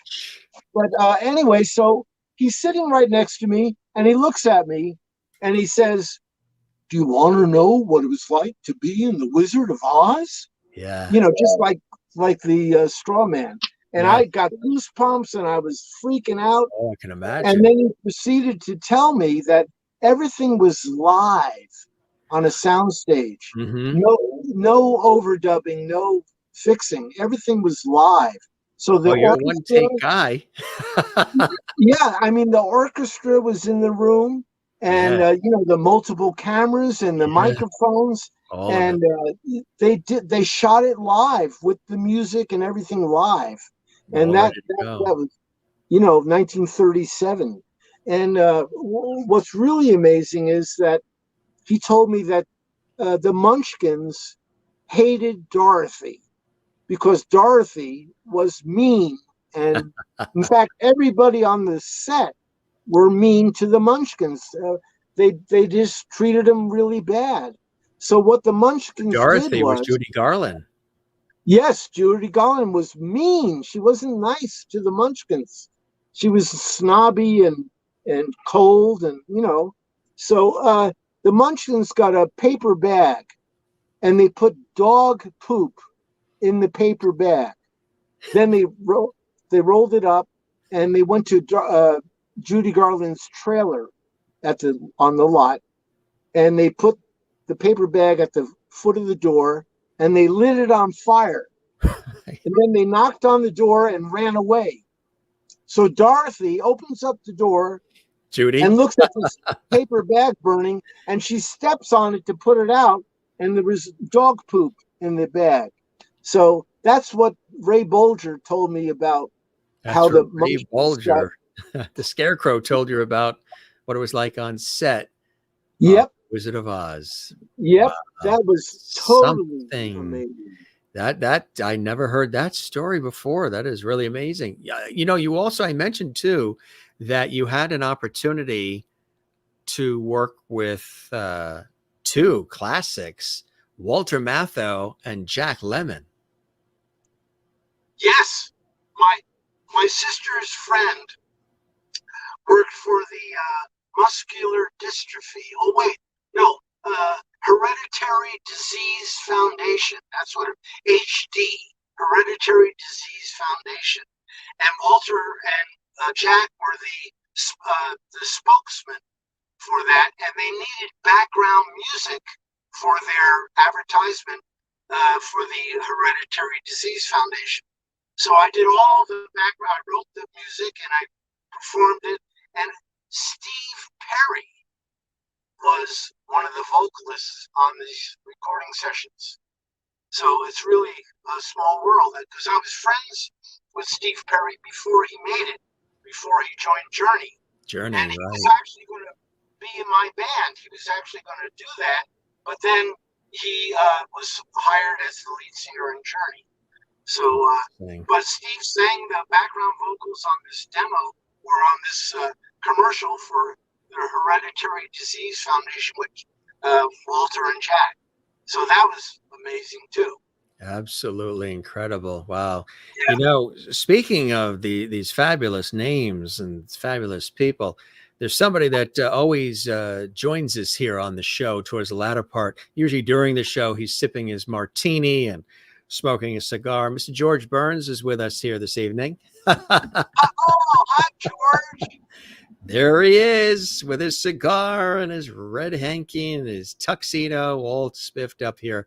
And he said he thoroughly enjoyed this conversation, and he learned a lot too. He enjoyed the music, the behind the scenes stories, your journey, and he applauds you over 60 years because he knows what that's like to have longevity in the entertainment business. And yes. He said you knocked it out of the park tonight, and George said you were thoroughly amazing and entertaining on the Jim Masters show. He's always here with us. He's my sidekick. Comes in towards the latter part after he downs a couple of his martinis down below there. So he sends his best to you, George Burns. You can't get, it's hard to top that one, huh? I love George Burns. I always loved him. He's wonderful. What have you not done in your career that you still want to do? Or in your life? You want to, right? I would like a hit record that I wrote to be number one. I mean, that's every musician's dream. And there's one song that I wrote called Late Bloomer that has over 32,000 views on YouTube. And it's a really great song. It's reggae, and it's really a good song. But I don't think we could have played it tonight without that algorithm. That whole. Copyright. You know, actually, I think it was JC that asked about something like that. He was asking something along the lines of, what do you think of, today's music? And he's not fond of today's music himself, he was saying. But, what do you think about the music industry now? And here it is here. How does Andy feel about the future of music? I feel like today's music is largely crap. So he's not fond of today's music. But how about you in terms of the future of music? Well, thank God that the Beatles will never end. Every generation, from generation to generation to generation. I know young kids, like 8, 9 years old, they sing Yellow Submarine. They sing, 1, 2, 3, 4. Can I have a little more? The Beatles will never end. So that's the good thing. Yes. And that's the good thing. But, I don't like hip hop. I don't like rap. I really don't like country music. And I love reggae and I love classic rock. So I'm pretty, I got my blinders on. I'm pretty You have narrow. you're like your niche. Yeah, you have your That's niche. my own little, if I can live in 1967 forever, that would be a good thing. Well, on the boat there, you can make it 1967 as often as you want.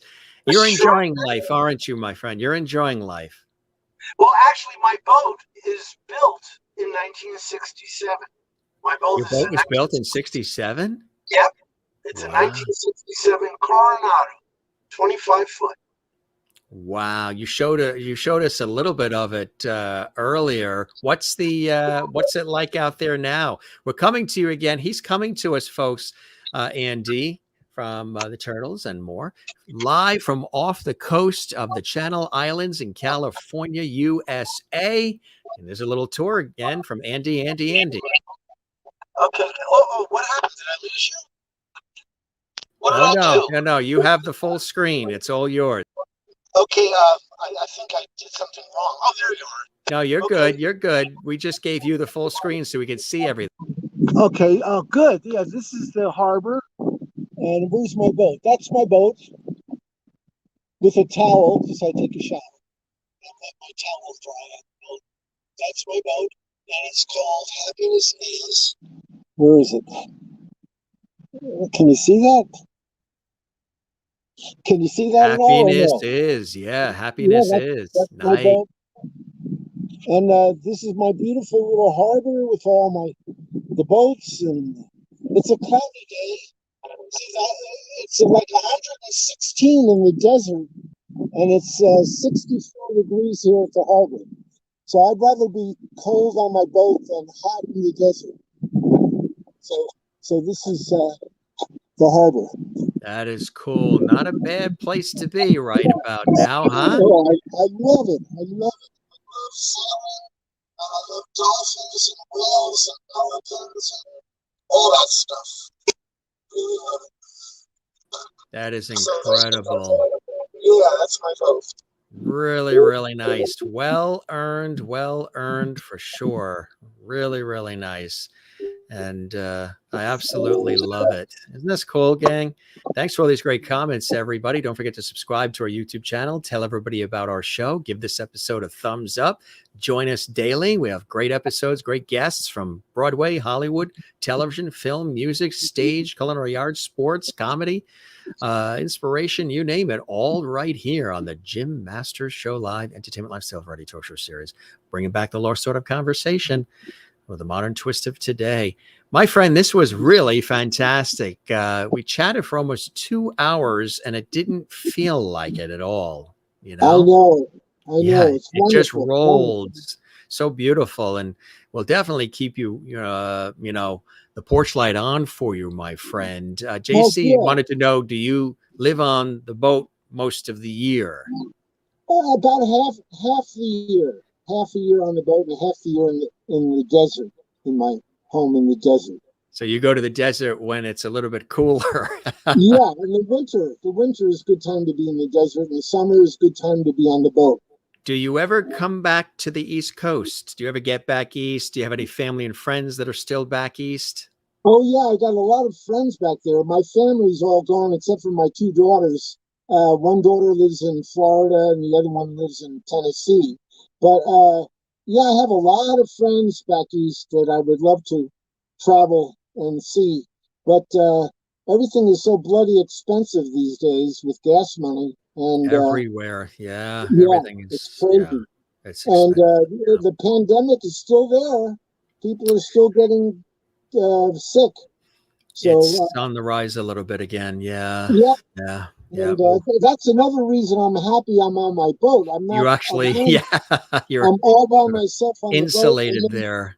And then when I go to the beach, I'm in my car and I walk on the beach and I do all my business on my cell phone in my car. Yeah. Yeah. So that's basically it. Yeah, absolutely. And you're doing it in style, I tell you, and here's the book again, folks. If you want to get the book, Amazon too as well. And this is really, really something special. Go to the website. The most famous musician you've never heard of. Well, if you hadn't, you have tonight. Andy Cahan is here. Yeah. And it's really easy to find the book. All you have to do is Google.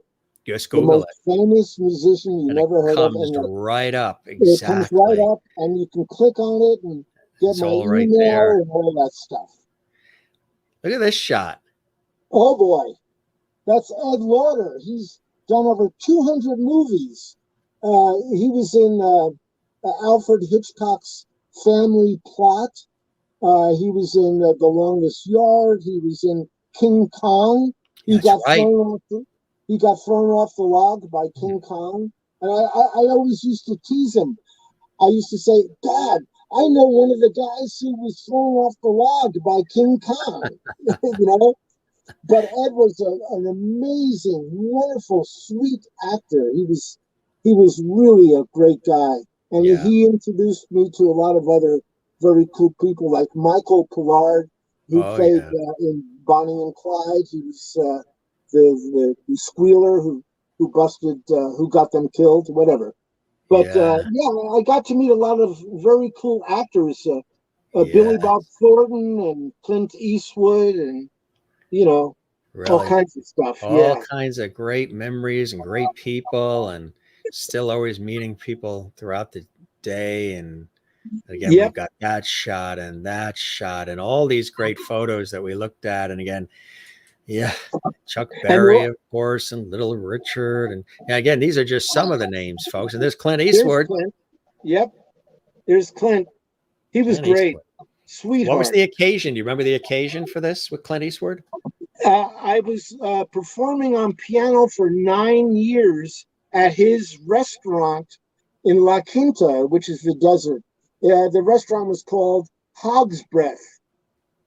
And so I was playing there 9 years, and he would come in once in a while and say hi and stuff. So I got to meet him about 2 or 3 times. Great shot. And he had another restaurant in Carmel where he was mayor. And I played at that restaurant as well. But it's a great story. He tried to open this restaurant in Carmel. Yeah. And the city zoning wouldn't allow him to open the restaurant. So a friend of his said, hey, Clint, why don't you run for mayor? So if you're mayor, you can do anything you want. So he ran for mayor and he won. And he opened up his Hog's Breath restaurant in Carmel. So that's a really cool story there. I would imagine that with this photo, he pretty much made your day. Oh boy, did he make my day. He was a really nice guy. Really nice. Yeah. And he's still here. Legend. Yeah, still. He's still with us. Sure. Right. Yeah. And family and everybody as well. Absolutely. Andy, this was amazing. All this great music, great conversations, even the call from Ringo Starr, and just sharing all these great memories and more to come. We will keep the light on for you and spread the levity. Tell everybody about the Jim Masters Show. If you know other folks you think would like to pop on, spread the word. Everybody's welcome. And any final words you'd like to say about our conversation, about the show, or about anything, Andy? This was a pleasure. Well, yeah, it is a pleasure, and I really enjoy your show. It's wonderful. You're really good at what you do, and I appreciate that. And I want to sell my book and do a book tour and spread the word. And that's basically why I'm here. Well, they already said, the viewers, the Lovities already said you're now a Lovity here on the Jim Masters Show Live. So that's pretty cool, isn't it? Yes, it is. Thank you. That's great. I remember telling you about that before we went live. You're going to hear the word levity bandied around and how it all developed when I accidentally said light, love, and levity. Well, I was saying the show has a lot of light, love, and levity, and then I said the word levity, and then the audience jumped on it and said, "You're Mr. Levity. This is Levity Hall. We're your Levity squad, and the guests are part of the Levity family." And that's how levity started here on the Jim Masters Show. All right. We certainly need much more of that in the world, I tell you, huh? Yeah. Yes. And thank you, Kathleen and Linda and Merlin and Linda and Neil. Great show. Glad I found it. Thank you. We're here all the time, every day, gang, and amazing guests coming up. Kevin Eubanks is joining us on Thursday. Wow. He's amazing. Yeah, Kevin, did you ever meet him or work with Kevin? He's coming here on Thursday. I haven't. Yeah, he's amazing. He's going to be with us on Thursday. Yeah, he's really cool. And somebody that's watching us right now, actually, Jimmy Boots Finfera is going to be with us tomorrow. Paranormal investigator, retired bounty hunter. He's amazing. He's here tomorrow. Oh, legendary comedian and actress and singer Barbara Brighton is with us on Wednesday. You know her. Yeah, Kevin on Thursday. Will Roberts, the actor, cowboy, dancer, author, film and TV weapons expert, holder of 2 Guinness World Records, with us on Friday. Just some of the guests, including. That's wonderful. Yeah, we have it's a variety. You know what I mean? I believe like the entertainment, lifestyle, variety talk show series have always been a variety of guests, a variety of topics, really life. You know what I mean? All life. Yeah. One thing. And today we had you, and really, I tell you, thanks so much, Andy, for joining us and for all of this terrific time. You were amazing, and you got to come back. We'll have you back. We'll keep the porch light on for you as well.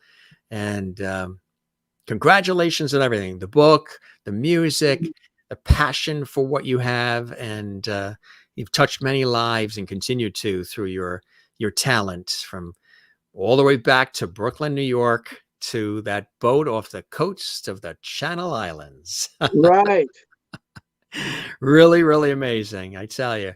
And thank you, JC, and stay safe all from Gina, and hearts from Linda, and all right. Good stuff, my friends.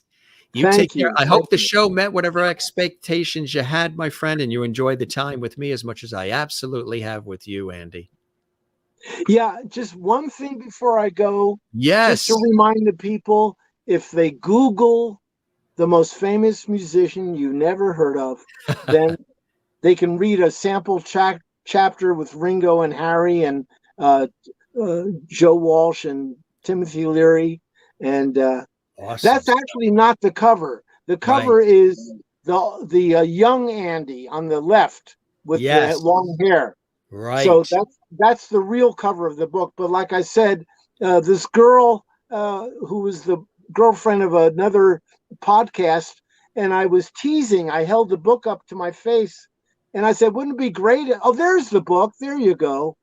And is that you holding it in the boat? That's a girlfriend of mine holding it on her lap. You see her legs. But anyhow, so I love that half and half picture. I think that's fantastic. But the book is a lot of fun, lots of photos that you've never seen before, incredible lots of stuff. Really funny and really informative stories with all these celebrities. What would the Andy of today say to that Andy in that picture? When I was that age, I wasn't aware of the fact how beautiful women were.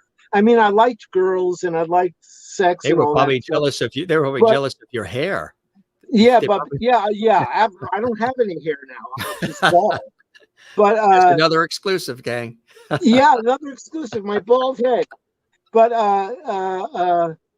yeah, back in the day, I wasn't as appreciative of women. I mean, I enjoyed it. I had fun and all that stuff. But now at 75 years old, I really, really appreciate women more than ever.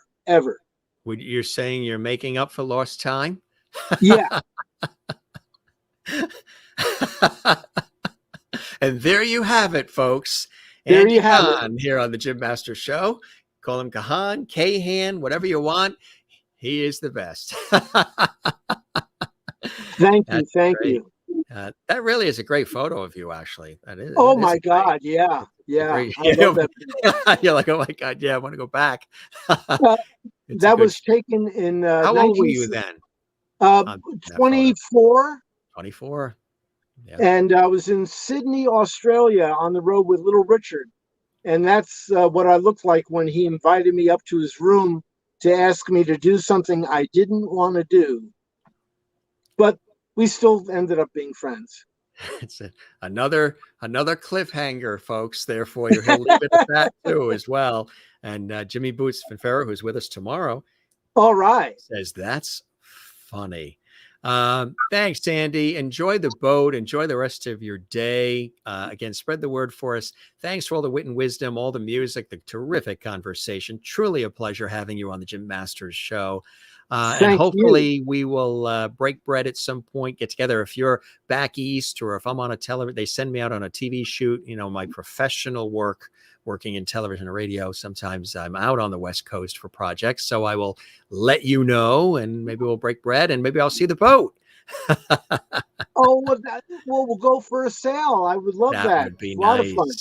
When you do go, Yeah. where do you go? You go up and down the coast, or where do you usually take that boat when you go? Well, the Channel Islands are 11.6 miles from the harbor. Yes. So I sail out to the islands and To go the island. Fishing Very and nice. walk around on the islands and chase dolphins and pelicans and lots of fun. Very, very nice. Very, very nice. Yeah. Really, really beautiful stuff. You take care, my friend. Be well, and let's stay in touch, and all the very best, Andy. Okay. Thank you so much, Jim. I'm very grateful, and I really enjoy being on your show. Oh, the pleasure is all mine. We'll keep that porch light on for you. Take care, and we'll talk Okay. again soon. Okay. Sounds great. Cheers. Cheers. Legend here on the show, and a lot of fun. Andy Cahan joining us here, former member of the Turtles, like 40 years with the Turtles, and so much more. Great stories about all the other folks he's worked with, and the wonderful collaborations and conversations with so many people, and music with so many people. This is a treasure trove of people that he's had an opportunity to be with. And of course, there's what the actual cover looks like of the book. Just Google that and everything will come up that you need. And great story about that, of course, with Ringo. Wonderful phone call from Ringo Starr too, as well, right? And this, isn't that great? The then and now screenshot. And these are just some of the photos that we showed. Really iconic stuff. And there he is, of course, with Chuck Berry. He's behind playing keyboard, and there's Chuck Berry, Little Richard, you name it, Jimi Hendrix, and the list goes on and on. We really just scratched the surface of people in a 60-plus year career that Andy has had an opportunity to work with. Again, if you are joining us for the very first time, this is a little example of what the Jim Masters Show Live entertainment lifestyle of variety talk show series is all about. We're bringing back the lost art of conversation. These shows are kind of like Johnny Carson, Dick Cavett, Regis Philbin, Jack Parr, Steve Allen, all the legends. And again, I pay homage to them because I work in television as a host and personality, presenter, and voiceover artist and journalist and writer, producer, and all those things, and have for a long time. So we're paying homage to those. That's warm conversational style that I've always enjoyed, and adding a modern vibe and a modern twist of today to it. And our guests come from all walks of life, all different levels of celebrities. Some of them are celebrity friends that I've had an opportunity to know for a long time and work with. And just we love it. And this is what it's all about. And we try to make it as interactive as possible with our viewers watching literally from all around the world, called the Lovities. Some of them you see some of their names, but there's actually hundreds and hundreds and hundreds of Lovities we have discovered and heard from, thousands of them actually. And it's a beautiful thing. So if this is your first time joining us on the Jim Masters Show, spread the word.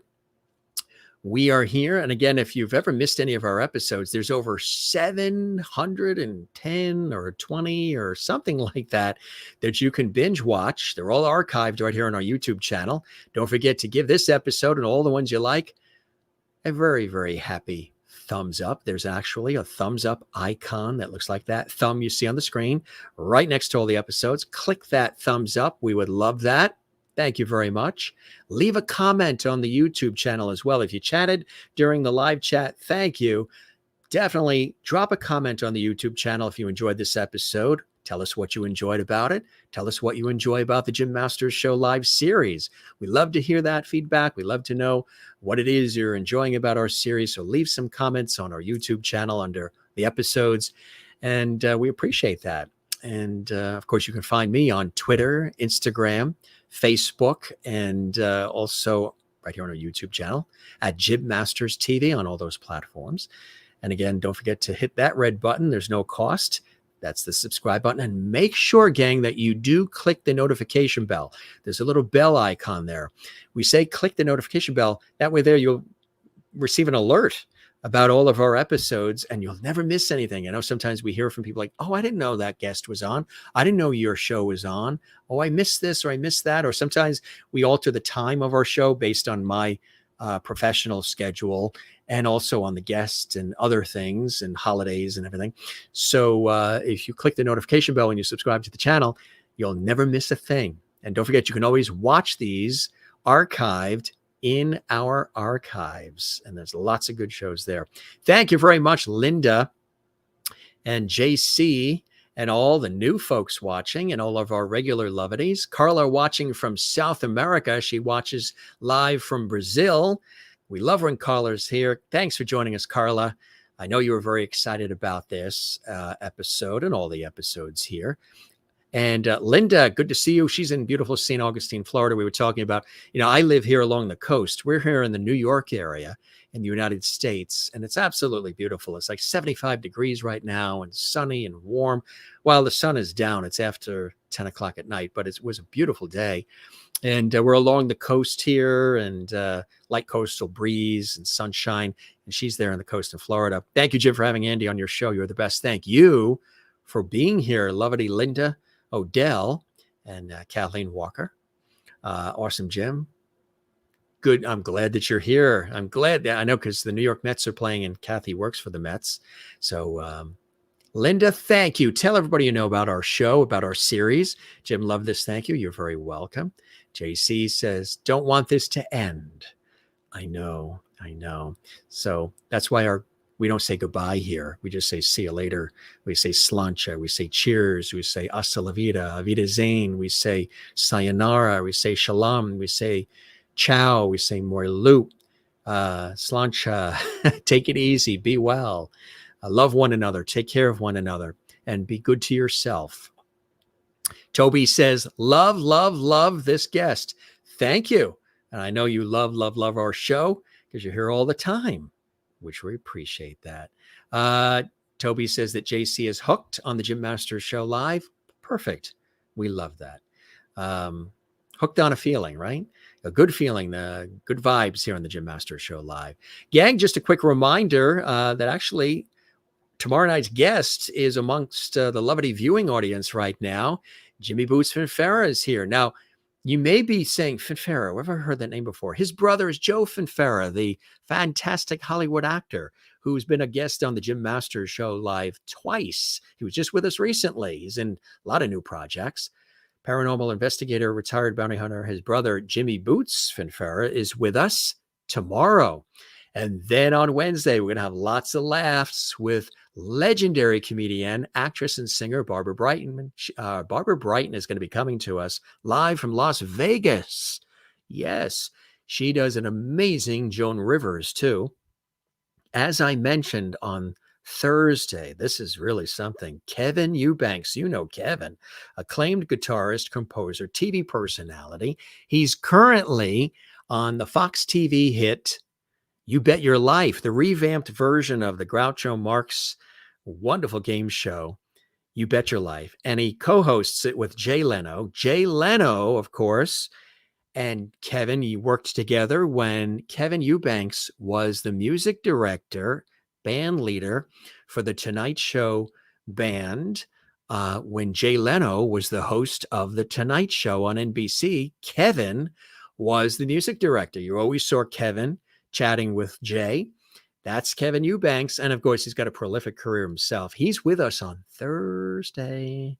And then Friday, another incredible guest, Will Roberts, actor, cowboy, dancer, author, magician, film and TV weapons expert, holder of 2 Guinness World Records. We're going to find out about those and so much more. He, believe it or not, is going to be with us on Friday. That's amazing. And, you know, we had Patrick McEnroe on our show, and John McEnroe actually popped in for a quick hello. We're talking about this because Wimbledon just wrapped up yesterday. And, you know, I love tennis. And Novak Djokovic took it, and he won Wimbledon in London. And Patrick was there with his brother John. They were the commentators for ESPN, former professional tennis player. And those of you who love Broadway, Patrick McEnroe's wife is the Broadway star, Melissa Errico. I don't know if you knew that. You can check that episode out as well. Recently, Kenny Etchison was with us, renowned session musician and guitarist, joined us recently. Do you remember the episode when John McDaniel was here? Grammy and Emmy-winning producer, pianist, orchestrator, lead composer, and producer on the Rosie O'Donnell Show. He was with us. You can see that episode as well in the archives right here on Jim Masters TV on YouTube. Thanks, and hundreds more. Thank you very much, gang. We and looking forward to it. Jimmy will be with us tomorrow. He's looking forward to it, and we're looking forward to him. And we're going to have a good time as well. You guys are the best. This is your host, Jim Masters. Thank you for your time this time. Till next time. One more time, we do thank Andy for joining us here live from off the coast of the Channel Islands in California on his 25-foot boat. It was terrific. Watching the Jim Masters Show, spread the word, spread the lovity, share the lovity, tell everybody about it. Share these links on your YouTube channel or on your social media, on your Facebook, your Twitter, your Instagram, and everywhere else. And thanks for all the comments and everything else. Everyone have a great night. For those watching live, we'll be here tomorrow, 8 p.m. Eastern, 5 p.m. Pacific, right here waiting for you.